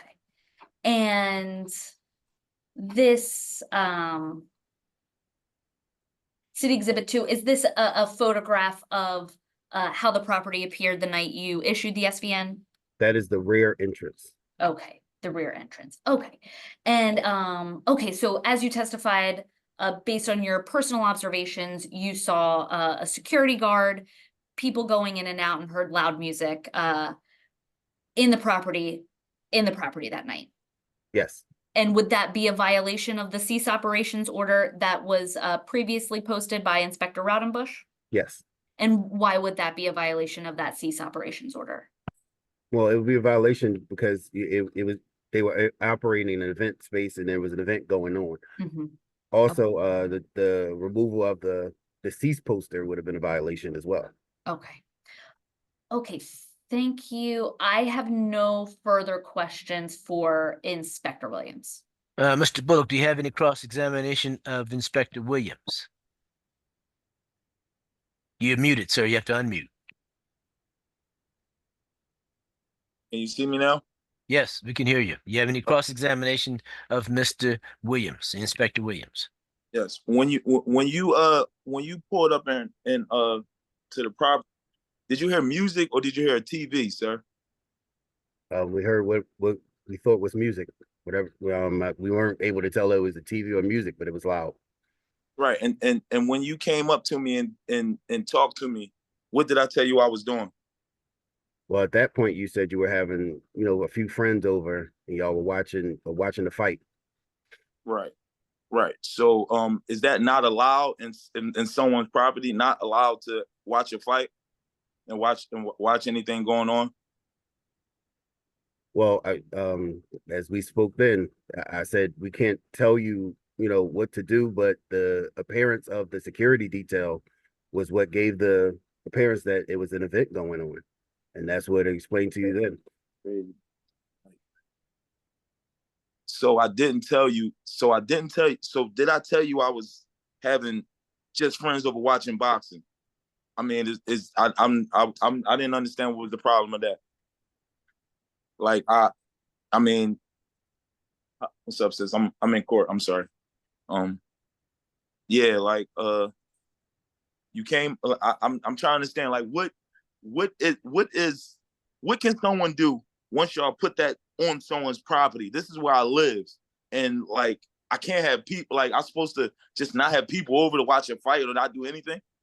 Like I'm not making any money off any. I'm not doing anything. Like to my understanding, like Mr. Bullock, let him answer. Mr. Bullock, you have to let a person answer the question that you posed. Oh, he know what I was doing. Like no. But you have to allow him to answer. We're making a legal record here. Mr. Williams, do you have a response? Yes. Because this was the second. This appeal is for the second SVN that was issued. The first SVN, which was, I believe, July 2nd, was another time that we were there. So this is now, multiple times, and we've spoken multiple times. We've even spoken at the original case that I wrote when I said that, these events, we're getting complaints that there's loud music, there's people out there, that things are happening, and this is what it appears to be. Can I ask how many complaints did you actually get on my property? I'm unaware right now. It's probably at least about 4 or 5 that I saw. I need to know how many, like. Mr. Bullock, he responded. He doesn't have all of that. He said he had 4 or 5 available to him right now. Anything else? Oh man, y'all trying to roll, man. Like, sir, this dude been on my house 40 times. Like, I'm trying to understand really. Do you have a question, Mr. Bullock? You have to ask a question. Why now. are you doing, Anthony? Why are you doing this, bro? Like, seriously, like, why? For what? For what? Come on, man. Mr. Bullock, Mr. Bullock. Fight. We was watching a fight, bro. Like, I wasn't doing. This is my backyard, sir. This is my backyard. Okay, I'm sorry, sir. I have else going. Strike that question, Mr. Let's move on. Let's move on. Okay. Ms. Skiles, do you have any additional questions for Mr. Williams? No additional questions, no additional witnesses, and I would just ask to move my exhibits into the record. So noted. Mr. Bullock, do you have any additional information you want to share with us that will help us decide this matter? I have emails. If I don't know who I got to send these emails to, but I've been contacting all of their bosses for the last year, trying to figure out this, as well as trying to get my so-called event space back into a backyard. And I should have said this the last court date, because all that plays in a part, because y'all sat there and told me that I never filed it, or I never went through the process of trying to get it turned back into a backyard. I'm trying to do that. And I don't understand why is that noted on anybody's parts? Maybe because I was talking directly to the boss that I have her email, and I have all that on documented file. So who is the person that you're referencing, sir? Renee, this is if I go off the phone, her name is Renee. I'm just going to my emails. Please don't hang up. I'm just going to my emails. Okay, but do you know her name? Yes, as soon as I type in her first, it's going to pop right up. Okay. I have her phone number, Renee Reinhardt. Reinhardt. Am I saying it right? RENEERINEHARDT. I've been talking to her. Wait a minute. Renee Reinhardt, is this a person with the law department? Yes, it's a person with L&I. She's the director or head of L&I. Okay. Renee Reinhardt is not the hell of L&I, but Miss Skiles, do you know who that individual is? Yes, I believe she is one of the supervisors with the nuisance property unit with LNI. Okay. All right. Okay, so if you have some information you wanted to submit, that would be perfectly fine. You want to submit some of that. You have those. Did you submit those as evidence when you submitted your appeal? How can I, sir? I don't know how to, sir. I just y'all. Oh man, I really need a lawyer, yo. Listen, I don't know how to do any of this, sir. Like, I don't go through. Like, all I'm trying to do is have somewhere for my people to go. Now, if I have to do all this, that's why I want to go right back to a backyard. So I don't have to see any of these people. I don't have to see this lady. I don't have to see Anthony. I don't have to do any of that. Okay. Trying to do is just like, come on, man. And that boy Anthony, like, you crazy, bro. That's Man, crazy. Mr. Bullock, this is a professional hearing. This is not about personalities or personal relationships. Okay.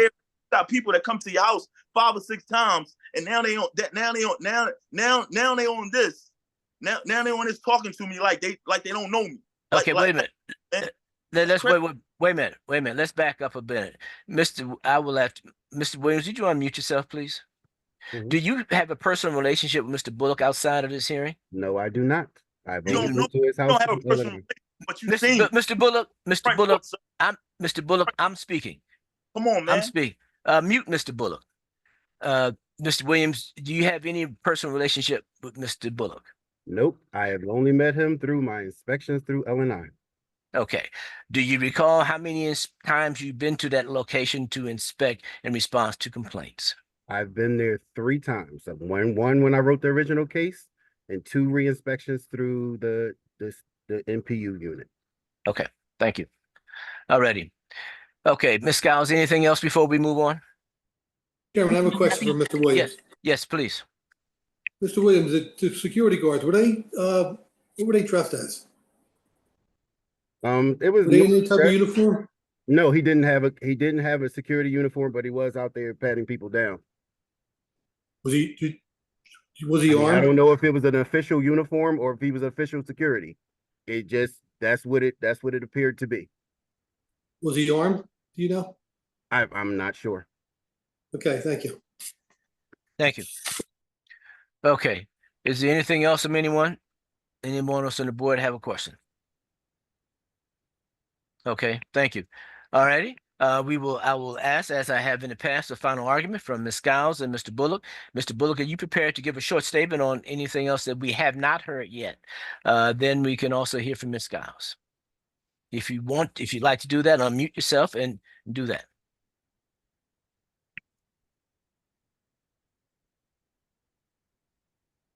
You're muted, sir.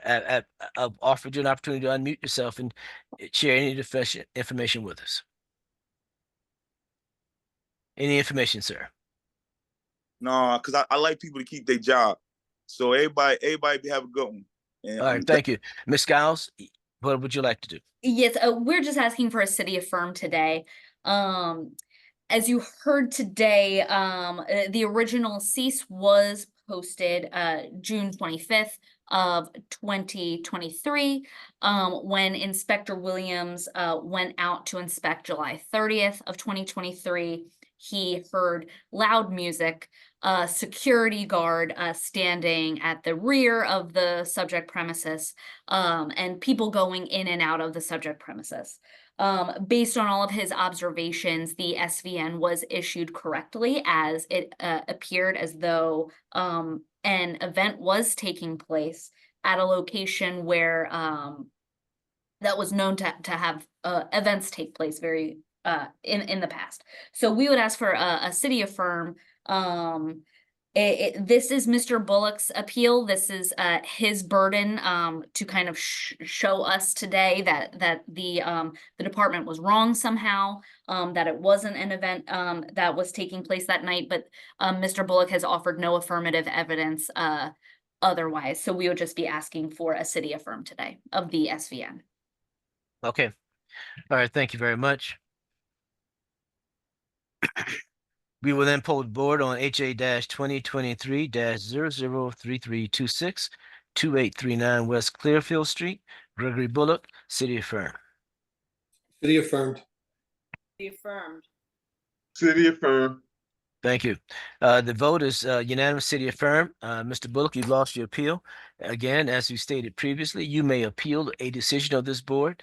If you need information as to how you can do that, check with the administrator's office and they will give you whatever information is required. Thank you very much, sir, for your participation and your participation today. Have a good afternoon. Okay, let us move on to the next matter. Case number 29. Hearing appeal ending 3539 2169 66th Avenue, Brittany and Christopher Jones. Mr. Wade, I didn't hear all of that. Which number was that? Number 29, hearing appeal. 29? Okay, I got it. 66th Avenue, correct? Is that 66th Avenue? Yes. Okay, thank you. Mr. Williams, unless you're on this next matter, you excuse. I believe I am. Oh, okay. Who's handling this matter? Good afternoon, Amy Skiles on behalf of the City of Philadelphia. Okay, thank you very much. Okay, is the appellants present? I do see Miss Jones on the call. I'm here. My name is Bus on call. Okay, Chris Jones. I'm looking for a Brittany Jones and a Christopher Jones. Chris Jones. Here I go. Right here, Chris Jones. Okay, sir, I need to see your face. All right, my face right here. You can't see it? No. You adjust it a little bit more, sir, so we can see your full profile. That'd be helpful. Thank you very much. What about Brittany Jones? Is she with you? Brittany Jones is present. Okay, thank you. I assume, are you two of you a married couple? Yes, and I need to ask the board. No one told us that we had a hearing today. It's until last night. So, I need a continuance. Okay, wait a minute. When did you We didn't didn't get get no a mail or nothing about this hearing tonight. Okay, Ms. Skiles, what is your response to the request for continuance? I looked into I wouldn't have a strong objection today if the board were inclined to grant the continuance. There is an associated intent to cease. I would just ask that this be listed in the next 30 days if possible. Okay, but before we make a decision, there is an intent to cease. So that would suggest that it's a critical matter that needs to be resolved fairly quickly. Before we proceed, Mr. Wade, would you check the record, please, and see how the communication? Brittany and Christopher Jones listed 2169 66th Avenue as their mailing address. Notice was sent to 2169 66th Avenue on June 6, 2024 for this hearing. Okay, was there any other mode of communication? I believe Ms. Skiles reached out by email at some point this week, but okay, Ms. Skiles, would you wait a minute, hold on a second. Ms. Skiles, would you also confirm that you in fact communicated with the appellants? Yes, I did send my exhibit packet and I did have a brief conversation with Miss Brittany Jones today. Okay, now Mrs. Skiles or Mr. Actually, I need both of you to raise your right hand so you may be sworn. Mr. Christopher Jones, please raise your right hand. I affirm. I didn't say anything yet. Do you swear or affirm the testimony you give today be the truth so help you God? I affirm. Miss Brittany Jones, unmute, please. Do you swear or affirm that, raise your right hand, do you swear or affirm that the testimony you give today be the truth so help you God? I affirm. Okay, thank you. Okay. Okay. Would allow Now, me. No, ma'am. Wait a minute. Well, we asked the questions and we'll give you a chance to respond. The question I have to both of you are your two names, the only two names on the deed to this property? Yes. Is it owned by LLC or any other corporate entity? Just our names. Okay. Now, and you did not receive the written communication from the board? No. That was mailed in June? You didn't get it? No. So you've never gotten anything from the board? If I would have received something, I would have been prepared. Is the address that was used, is that the correct address for you? That's the address to the property. Yes. Is that where you received your mail? No. What address did you give us for your mail? We receive our mail. Give them the PO box, Brittany. We can receive our mail, if you would allow me, Mr. Chairman, to inform you that we receive our mail at a PO box. We can give you the PO box. Okay. So why not give us that in the beginning on all your paperwork? I'm serious. Why not tell us that before? No, I mean, obviously, we may have not had the PO box at the time. Well, I don't know if you did or the not. Property is a corner. The property is a corner property. It doesn't. Leave mail, to just drop mail off on a step. Anybody can get it. It could blow away anything. So Sir, we have a to PO me. box. We're letting you know now that we have a PO box. You're a little late now, and because this is an intent to cease. I mean, whatever y'all decide. But we got a PO listen box, to me. sir. Listen to me. If you want this matter to be heard properly, if you live at an address separate and different than the address of the subject property, you should tell us that. Not just for this hearing, but I live there. whatever. I actually live. Excuse me. I actually live in the property. I never got the mail. Sir, I'm speaking. I'm speaking. I asked everyone when we began these hearings not to overspeak each other. I'm being very clear to you that if there's a different way to receive your mail, you should share that with the city or any other entity that needs to communicate with you. And so in this instance, you live at that address, but you use a different address for receiving your mail through the U.S. Postal Service. Is that correct? Both of you are muted. I just need someone. Yes. Okay. Yes. All right. Mr. Wade, do you have that PO box? No, the appeal that they listed, they didn't even leave an address. The address we sent the notice to the address listed on the notice of intent to cease, notice the violation notice, and the address that they are appealing. They left their appellant address blank. Okay. All right. Ms. Skiles, before we're going to go in executive session on this, but before we do that, any comment as to whether we should proceed or not today? The department is ready. We're ready to proceed. Inspector Williams is here. So we're ready to proceed. Like I said, however, if the board was inclined to grant a continuance, we would just ask that it be listed as soon as possible. Okay, thank you. I just need an executive session. We're going to go off the record. It's 3:00. And Mr. Brittany Jones and Mr. Christopher Jones, based on the information that's been provided, we will continue this matter. We want you to email your PO address or whatever address you use to receive your mail to the U.S. Postal Service to an email address that Mr. Wade, the administrator, will provide. Mr. Wade, are you putting that in the chat, or is there another way you want to communicate that information? You're muted, Mr. Wade. Board's admin@phila.gov. I put it in the chat to both Mr. and Mrs. Jones. I don't see Mr. Jones. Is he still with me? Brittany, can you write that down, please? Miss Brittany Jones, you are muted. Yes, sir. I am trying to obtain the email address that he submitted. You have to copy and paste it. Okay, do you see it, Miss Jones? Yes. Okay, do you need Mr. Wade to repeat it? No. Okay. All right, we're going to continue this matter. Given that it's a cease operations, we're going to relist it as quickly as possible. That's fine. All right. Thank you. Thank you. Have a good afternoon. You too.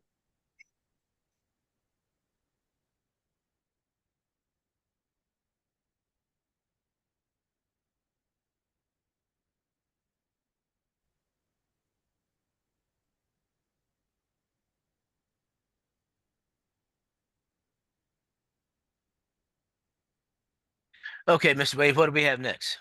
Case number 33. Hearing appeal ending 3581, 131 South 46th Street, St. Clair Savage. Good afternoon, members of the board. Jeffrey Cohen for the City of Philadelphia in this matter. Afternoon, Mr. Cohen. Mr. Sinclair Savage. Mr. Sinclair Savage. I don't see any names on my screen. Mr. Savage listed 417 South 55th Street as his mailing address. 417, notice of this hearing was sent to 417 South 55th Street on June 7th, 2024. Okay. Wait a minute. Do I see Mr. Sab? I see someone. Oh, no, that's a different person. Okay. Mr. Cohen, what is your preference? No one's responding. Thank you. The city would respectfully request a city affirmed for lack of appearance. Okay. Mr. Pettit, what time do you have? 3:11 p.m. 3:11 p.m. Okay, thank you very much. We will poll the board on HA 2023-003581, 131 South 46th Street, Sinclair Savage, city affirmed non-appearance. City affirmed non-appearance. City affirmed for non-appearance. City affirmed non-appearance. Thank you very much. That resolves that matter. Thank you, members of the board. Thank you. Your witnesses are excused. Thank you. Let's move on to the next matter, Mr. Wade. Case number 36, hearing appeal ending 3595, 9866 Frankfurt Avenue. David Khazardze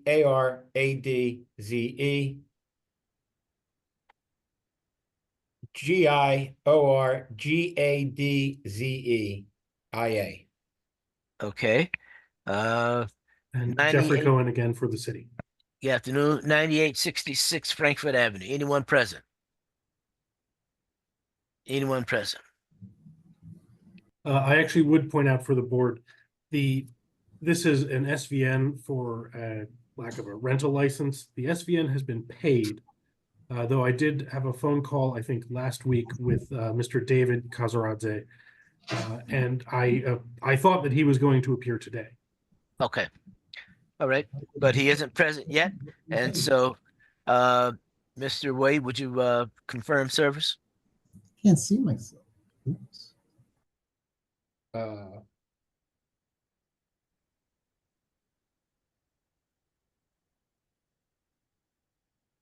David had listed 9866 Frankfurt Ave as his mailing address. Notice of this hearing was sent to 9866 Frankfurt Ave on June 7th, 2024. Thank you very much. Your time, Mr. Pettit.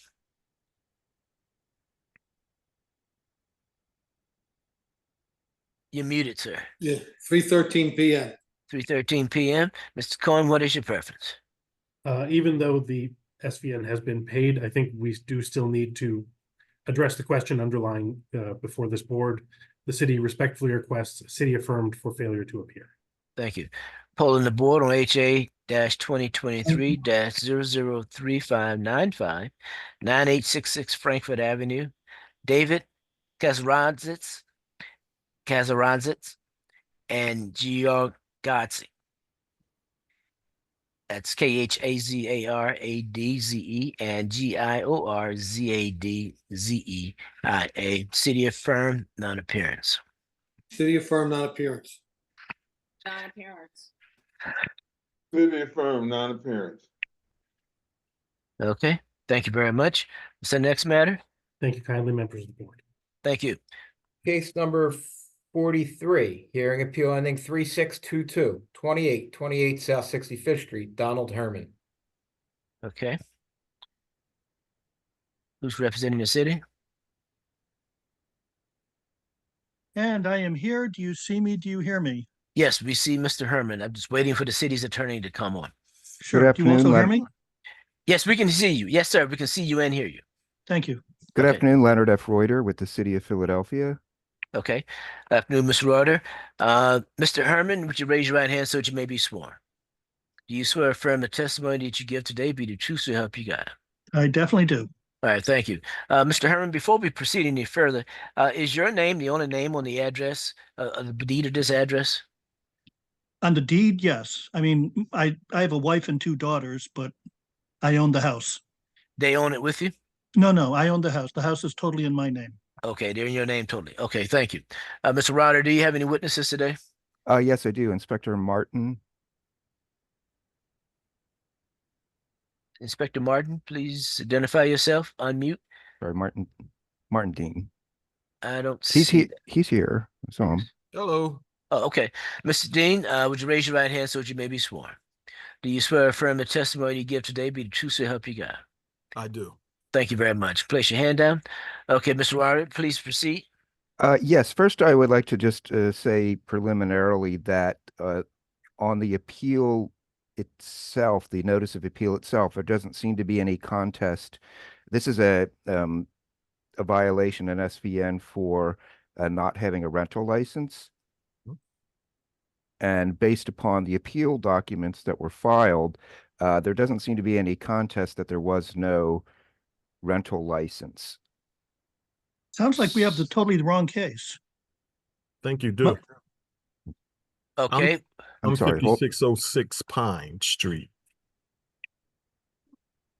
No, we're working on 2828 South 65th Street. Okay. Sorry, my bad.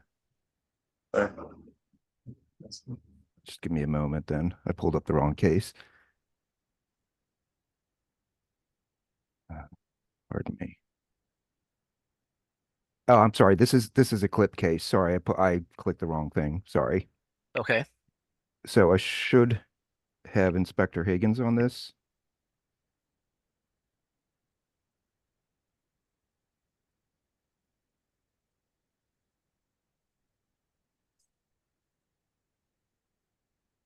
He's here. Okay. Sorry, that's my mistake. I pulled Okay. up the wrong file. All right. Inspector Higgins, please raise your right hand so you may be sworn. Do you swear or affirm the testimony you give today be the truth so help you God? Yes. All right, thank you. Place your hand down. Okay, then let's start all over. Mr. Roder? Sure. Mr. Higgins, could you just tell the board what you do? Good afternoon. My name is Martin Higgins. I'm a code administrator for the Department of Licenses and Inspections on loan to the Managing Director's Office. I'm sorry. So you said that you cut off a little bit there. You're with so you do work also with the Managing Director's CLIP program? That is correct. That's what you're assigned to. Okay. And in the course and scope of your work with CLIP, did you become familiar with the property located at 2828 South 65th Street? Yes, I have. Okay. And what was it that caused you to go to the property? So I believe the violation was for grass and trash, and it was a site violation notice that I received through email correspondence. Okay. And with the board's permission, then I would like to share my screen. Yes.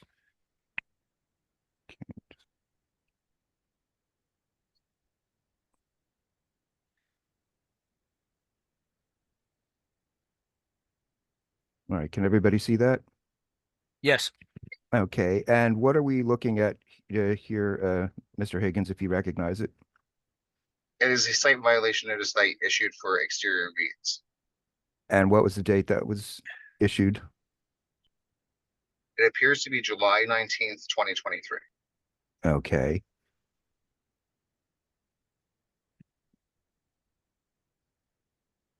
And the violation was just for exterior weeds in the exterior of the property? Correct. All right. I'm going to go to exhibit. And what is this a picture of? It appears to be the rear of the property at Okay. Did you take this picture yourself? No, like I said, I received it through email correspondence. Okay. But is this photograph the type of document that would be kept in the regular order of business at the Department of Licenses and Inspections? Yes. Okay. And is it your understanding then that this photograph records the conditions of the property at the time it was taken? Yes. Okay. Going to take you down to Exhibit B. This is again, this is a cleaner copy of the violation notice. Yes. Okay. And just explain briefly what a site violation notice is and how that's different from a notice of violation. So in this instance where the CLIP program deems it to be appropriate to issue a site violation notice versus a notice and order to correct, we issue these SVNs and then perform the work at the property. And then instead of issuing an abatement bill, it's the site violation notice. and the monetary amount that is associated to that case. Okay, so basically it's a situation where you have weeds that can just simply be removed, or bags of trash or some other debris, rather than waiting 30, 40 days for something to happen. The department just acts and cleans it up themselves. Is that right? That is correct. Okay.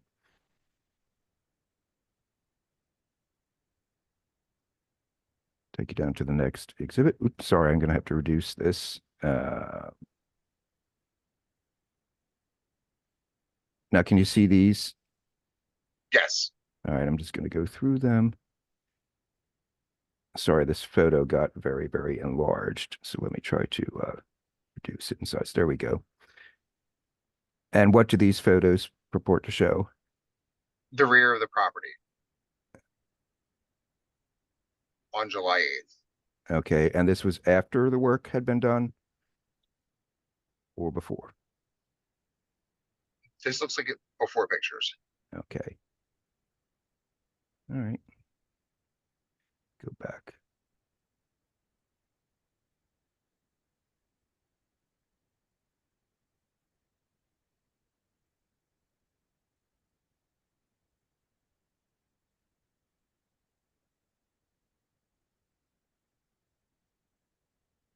All right. And then after after the department took those photos and issued the violation, did they then proceed to clean the property up? Yes, from my recollection. Okay. And what is this that we're looking at here, Exhibit D? It's a statement of outstanding fees. Okay. And that fee of $300 is basically the fine for the site violation notice? That is correct. Okay. And Now, would there, go ahead. so what I was going to say is, had the property owner exercised some due diligence, that $300 fine would have been $150 within the first 30 days. Okay. All right. And so based upon the documents that you received and the violation notice that was issued, and the fact that there was had been no response by the property owner, do you have any reason to doubt that the violation was properly issued? No. Okay. I don't have any further questions for Inspector Hagan. Okay, Mr. Herman, do you have any cross-examination questions of Inspector Higgin? A lot, well, I have a lot of statements to make. No statements at this time, just questions, and then you can make statements later. I did not get any notice about this, except all I got was a business card by But someone named. that's not a question, that's a statement. But what is the question that you have, Mr. Higgin? If you don't have any, that's fine. We can move on. All right. He said that the city cleaned up stuff. Not to my knowledge. Well, that's the question to him. Let him respond. Okay. I asked you. All right. You said a little bit ago that you think the city cleaned it up. Mr. Higgin? So my statement is that I don't think. Rather than issue the notice of violation in order to correct, we issued a site violation notice because it warranted in this situation. We issued the SVN and then performed the work. So your response to Mr. Herman is that the city did clean up, do some level of cleanup at that location? That is correct. Okay. Thank you. Mr. Herman, any additional questions? Well, a lot of comments, but no more questions. Oh, yeah. What's an SDN? SVN, S is Victor, SVN. Mr. Higgin, explain what an SVN is. So an SVN is a site violation notice. It's where we issue an immediate fine versus issuing it, like, again, a notice of violation and an order to correct. Okay. All right, thank you. Mr. Ryder, any additional witnesses? No further questions. Okay. No additional witnesses. Okay, thank you. Mr. Herman, Yes. is your opportunity to make your case as to why this violation was not properly written. What were your first three words? This The is your piece, opportunity to oh, yes, tell okay, us good. why this violation was not properly written. Okay. I have a number of things. For one thing, I never got any notice. All I got was a business card that was left inside my door and from someone named Howard. And Howard is the name on the violation notice, Sean Howard, I think. So I called him up and I said, yeah, what's going on? And he said, there's a violation or something. And I said, well, I never got any notice about it, any warning, any, thing, anything. And he said, oh, yes, you did. And I said, no, I did not. I never got anything in the mail. Now, after he did that, I did go out and trim the weeds. They're not even weeds, they're vines, damn it. Excuse my French. Mr. Herman, that's not Yes, appropriate. Okay, so my excuse you is okay. apologies. All right. Okay. First of all, I do not have weeds. They are vines that grow on the fence. I mean, are you going to fine University of Pennsylvania for all the ivy on their buildings? It's a fence, which I think is ugly, and I like vines growing on it to make it less ugly. There was no trash, no bags of trash or anything like that. And if the city did do anything, when I first found out about this, I went out to my backyard and looked. Everything looked normal to me. I did not see anything in terms of work that had been done or anything like that.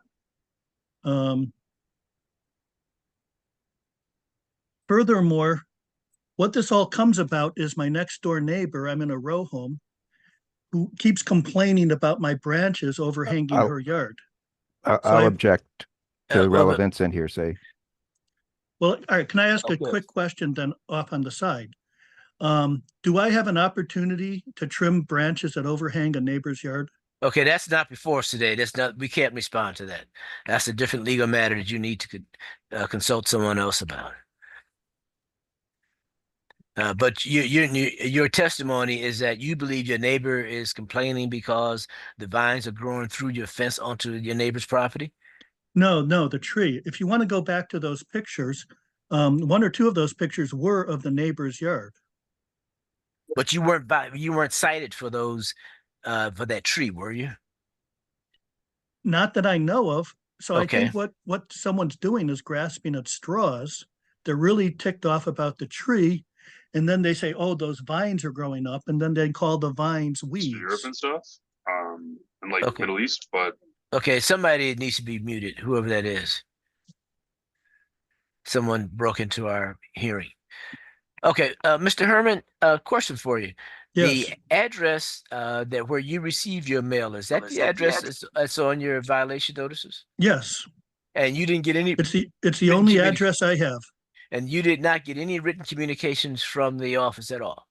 Correct. Until the until I got the actual fine for $300. Okay, how long after that did you get the from the inspection when you saw the car? How long after that did you get the written communication? Let's see, I don't know offhand. It should be on the letter. It should be a date on the letter. Right. No, I know when the letter was. Hang on, I need to get brighter light here.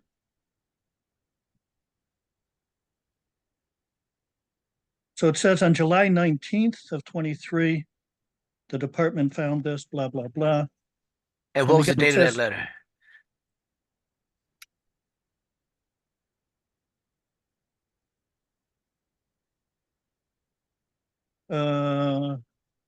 I don't see a date on it. It's got to be here somewhere. Okay. But your concern is, your expressed concern is that you didn't get a warning or anything from the department before the violation was written. Correct. Okay. And also, I wait, before you leave that, site Okay. violations don't typically receive warnings. The site violations what's seen at the moment in time. They write the violation based on what the inspector sees at that moment. Okay. Okay, something else you wanted to add? Well, again, my main point is that they're not weeds. It's vines growing up. Oh yeah, it don't have to be weeds. It can be any vegetation. That's what the code says. Well, I'll say again, I mean, are you going to find University of Pennsylvania for all the ivy on their buildings? Well, they aren't before, so I can't comment on a specific situation. But University of Pennsylvania has been fined and cited for things in the past. But Mr. Rowder, any response in terms of Sure, the just nature of the violation? well, just if I could just ask a couple questions on cross, should be pretty quick. Yep. Mr. Herman, you agree that you filed an appeal from the site violation notice. I mean, that's why you're here, isn't it? Yeah, and there's another issue about that. Well, I did. So your answer to that is yes. And in the appeal that you filed to the board, didn't you attach a copy of the site violation notice? I believe I did. That was like a year ago. Okay. And that site violation, if you recall, from the testimony of Mr. Higgins, that violation notice was issued about July 19th. Would you agree that that's probably correct? Yes. Right about that time? Okay. And that your appeal was filed August 16th. So within a month, you filed a timely appeal. You agree with that? Well, there's another issue about that, but you did file an appeal from that site violation notice, right? Yes, yes. Okay. And so your argument here is that we didn't give you what, a verbal notice? Is it your understanding that we're supposed to give you a verbal notice before we issue a violation? No, well, I don't know exactly how it works, but my understanding is that you give a warning saying clean it up if there's a problem, and then if we don't, then we get a fine. Oh, okay, but I never got any warning, any notice, anything like that. First thing Sure. I got was the check for, or the bill for $300. Okay. I have no further questions. Okay. Mr. Herman, you want to raise some additional issues? Yeah, about the appeal, about a week before it was due, I checked the thing and it said go to this website, and I thought, okay, I'll be able to do it online. So I foolishly waited until the day before, and then when I went online, all there was online was a link to get like an actual physical paper that I had to mail in. So I went to Staples, I printed it out, I wrote what I wrote there. I went to the post office and I paid $20 for like next day delivery with return receipt and stuff. And it apparently didn't come on time. I never did get the return receipt. So I'm not sure I'm not quite certain. The city's not contesting the timeliness of the appeal. We agree the appeal is timely filed. Okay, so that's there's no issue with that. No. All right. Well, let me just mention that in passing then, that when I did the next day delivery, I never got the return receipt. Okay. Anything else? Sorry. What about my tree? I mean, the tree is like 2 stories But your tall. tree is not, sir, your tree is not part of this hearing. I know, but I would think that the vines are not either. But the vines was what was cited as part of the violation. But vines are nice. But there is not universal agreement that the vines are nice, obviously, or else we wouldn't be here. True. So in this instance, all we can deal with is what the violation is about.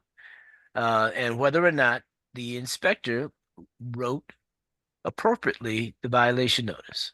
And that's why we're here. And that's what we're here to determine. And if you have information that would indicate that the violation was incorrect, you had the wrong address, the vines were not growing through the fence, any number of defenses that you could offer, you may do that. But for other than that, that's all we get to decide. We get to decide if the violation was written properly. So are you saying that going forward, that I have to like cut down all the plants except the tree and just have a bare fence? No, I'm not saying that at all. I'm saying you have to maintain your property. You can you could take a look at the code itself, and it tells you the height of plants and shrubbery and plants, etc., and other things. It's all in the code. And so one way to maintain it is to keep them cut back. Well, for instance, I have beautiful bushes in my front yard that are like, I don't know, 4 feet tall. Is that a violation? It depends on what the code says, and I'm not here to do that. You don't have to consult the code yourself. Well, what it said on the violation is weeds more than 10 inches tall. So my bushes in my front yard, which are Sir, but beautiful, that was not, I'm not arguing that with you. I'm only here to deal with the issue that was brought to our attention by the inspector. This is why you got the site violation. And that's all we can talk about today. well, I'm making a comparison that my But vines, okay, you the made the vines are not comparison. weeds. We have no response to you other than to say that it isn't necessarily based on whether they're weeds or not. Mr. Ryder, you want to add anything before we move Sure, I on? I think I can just resolve that very quickly with a one question redirect of Mr. Higgins if he's still there. Mr. Higgins should be present. He's Yeah, still around. Mr. Higgins? I'm still here. That's all right. And if I could just share my screen real quickly.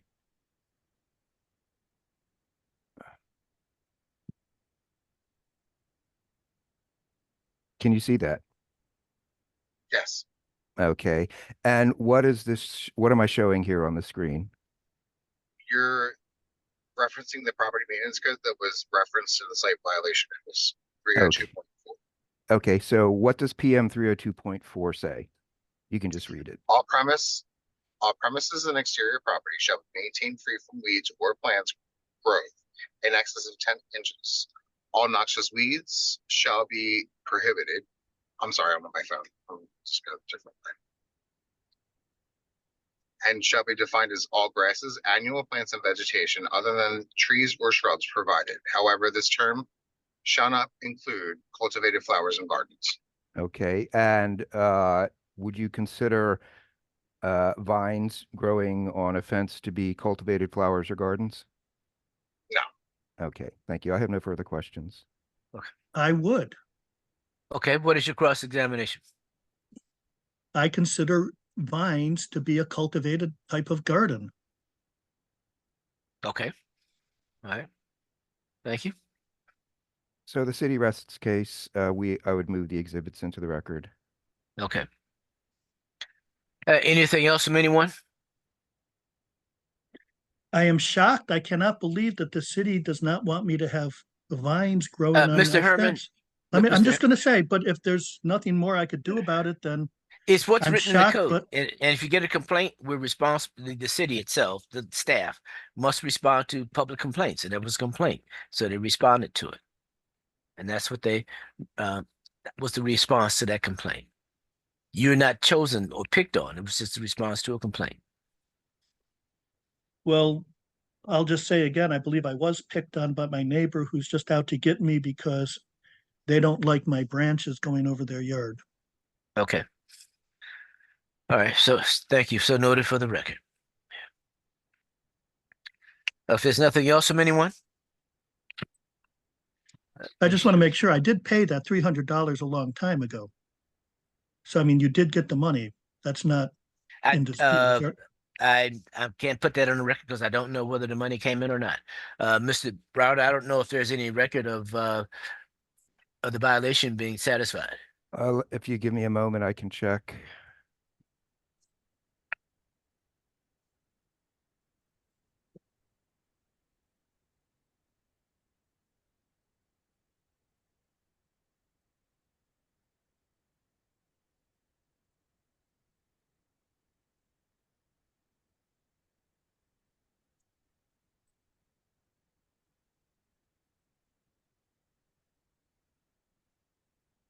Yes, it looks like the payment was processed. Okay.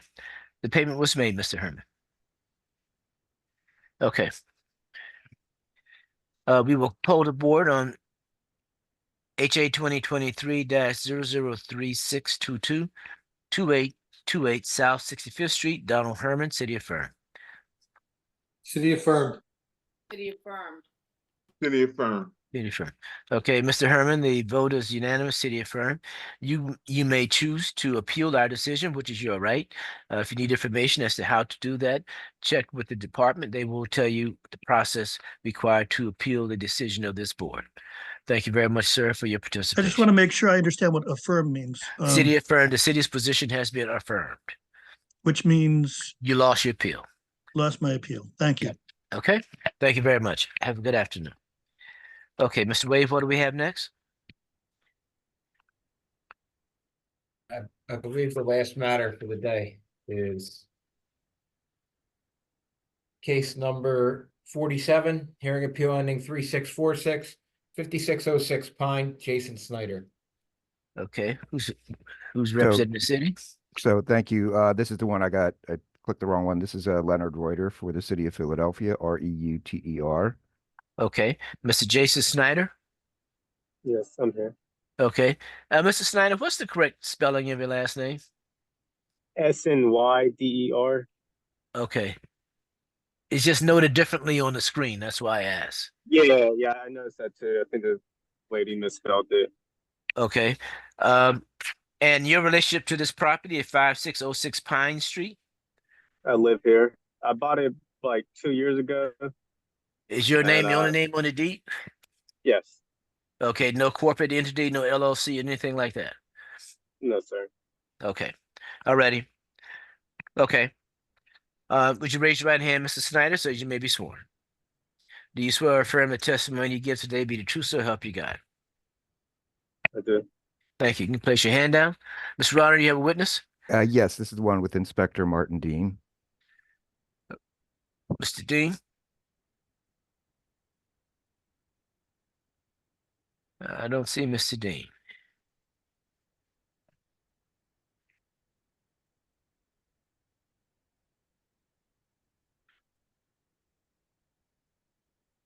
Mr. Rodder, have you spoken with Mr. Dean to know if he's available?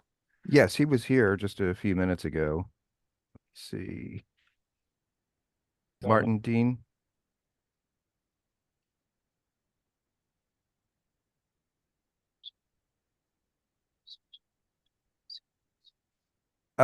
In the meantime, I think what I can do is the city's documents are basically the same documents that the appellant himself filed. I can explain what the matter involves. This is again, a site violation notice that was issued to 5606 Pine Street by the department because it is a two-family dwelling. And there's currently, or at least at the time of the violation notice, there was no rental license that was active. And as I was mentioning, Mr. Snyder, in his own appeal, simply says they didn't realize that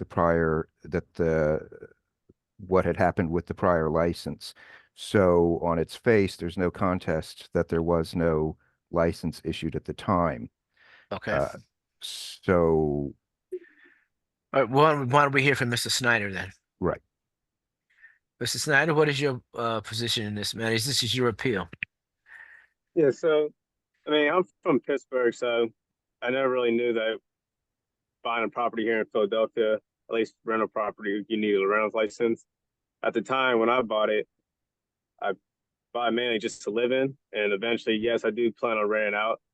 And when I purchased it off the previous owner, which he actually owns the building next door, there was currently tenants there, but I did FHA, so I had to, legally move in. And I was actually going through a problem trying to move in there to begin with. So the lady upstairs I was staying there, she stayed there for about, I don't know, that whole year. And she never paid anything. So I was just basically paying a mortgage for a house I never stayed in. And then I finally, whenever I paid her off to leave, I see that I got that violation notice. And I was just confused because I never knew that you needed a rental license here in Philadelphia. And I never got any notification about it. Otherwise, I would have applied for it. And then as I was trying to apply, I was getting stressed out because at the time, I'm 25 now, but when I was 22, 23, and it was just so confusing. Like, I don't know what I needed, or occupants or certificate of occupancy or something, right? And I don't know how to go through all that. I just been stressed out trying to get the rental license. Lady said I gotta pay the fine first, and I was like, okay. Okay, Mr. Snyder, Yeah. just so we could kind of rein this in, you mentioned Pittsburgh. Have you owned rental property in Pittsburgh? No, sir. I mean, I have family that own rental properties, but none of them never said anything about rental license. Okay, all right. And did you purchase this property from via a legitimate transaction through a broker or anything? As in like a real estate company. I Yes. went to what was it Anchor Mortgage or something like that. I mean, Okay. All right. I think they changed their name to something else. I know my loans switched to a different company. Okay, that's all right. I'm only it probably is only tangentially relevant, but uh, if you were if a real estate brokerage firm handled the transfer, they would have told you. They should have told you all of this stuff. But anyway, Mr. Rowder, any additional information or questions for Mr. Snyder? I have a question, Mr. Chair. Oh, go ahead, please. Is this? I'm trying to figure out simplify file LCE recording. Is that whose name on the deed? Say that again. Simple file LCE recordings. I don't know what that is. I think That's the deed, Mr. Washington. You have a copy of the deed on your file. Well, what I'm looking at the violation notice. Okay. And that's who the responsible party is, Mr. Jason Snyder, 5606 Pine Street, Simple File LCE Recordings. Oh, okay. Mr. Snyder, is that a corporate name that you have? No, I'm a little confused by that. I don't know what that is. That's been on I know when I was buying a property, I know there was a issue through the loan because I guess through the walkthrough, I know the previous owner got a violation notice about something with the bathroom, and I noticed when I was trying to pay okay, wait a minute. I seen that violation. Yeah, I think Mr. Rotter maybe to offer Sure. some clarity here. So just board member Washington to explain, and it's unfortunate, but it's just a thing that happens. Deeds are often recorded by recording agencies. In this case, Simple File is a recording agency. They record the deeds, and they basically have, the grantor grantee's name, and then they slap their name on the top with a stamp, and oftentimes that just kind of gets automatically picked up by the Philodoc system.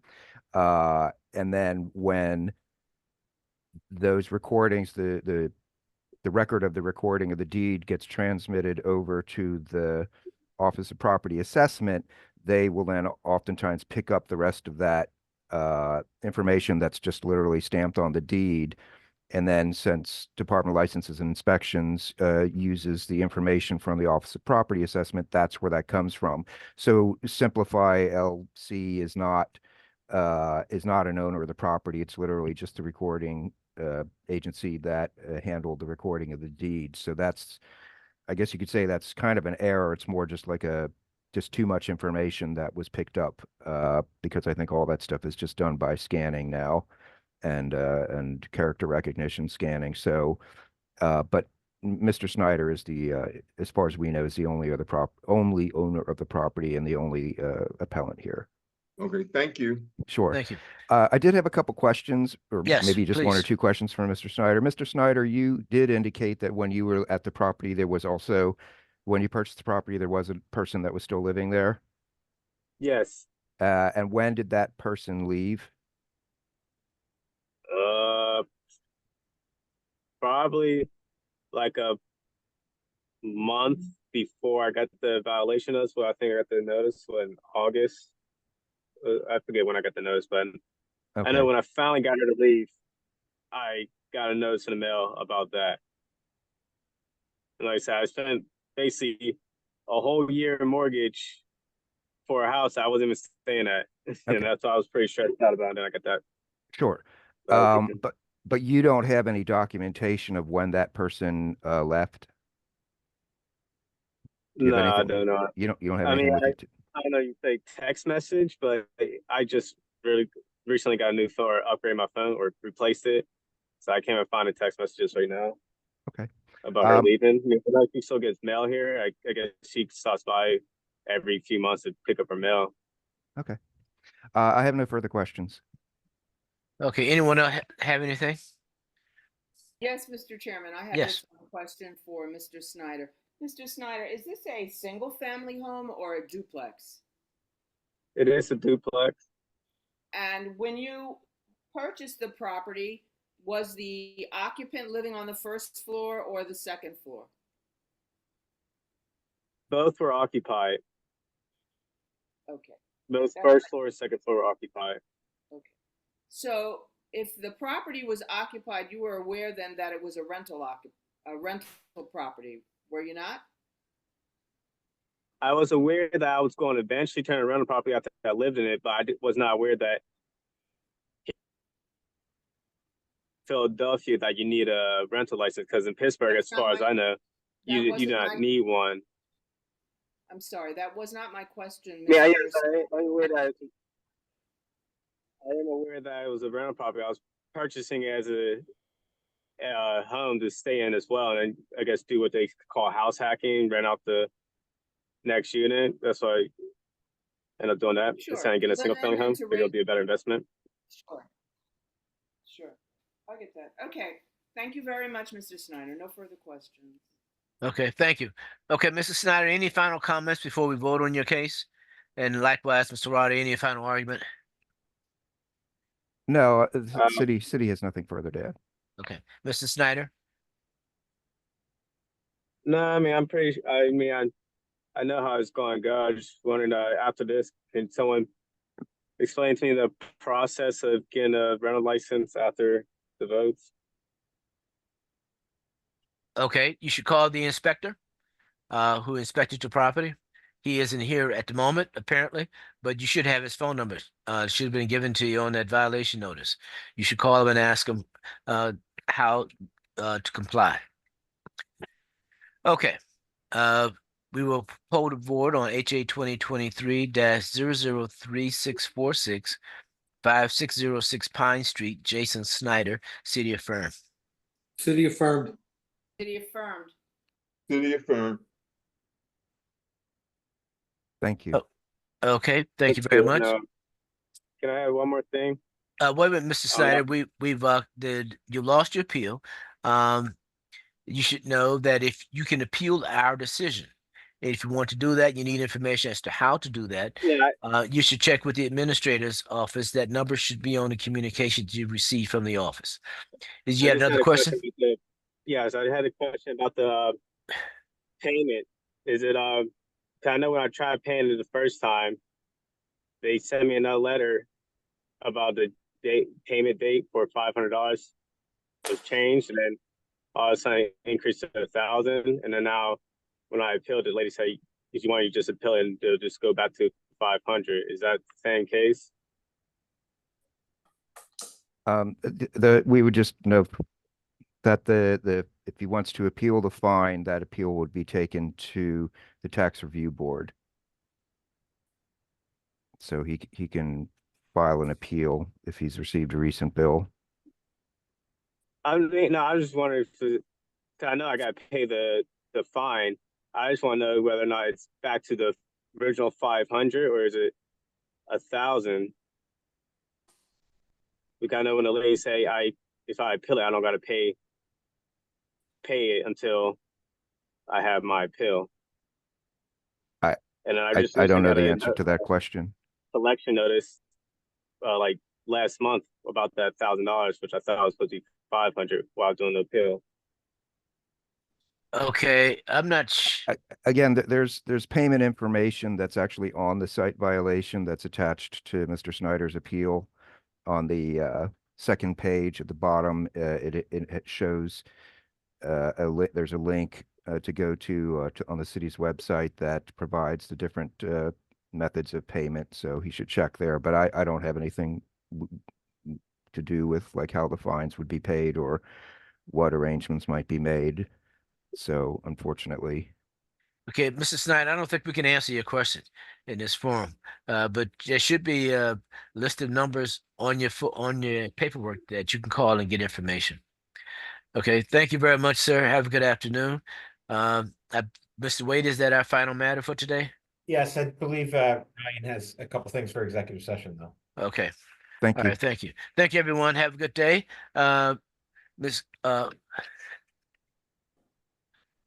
Mr. Philly, I think I got it close to right.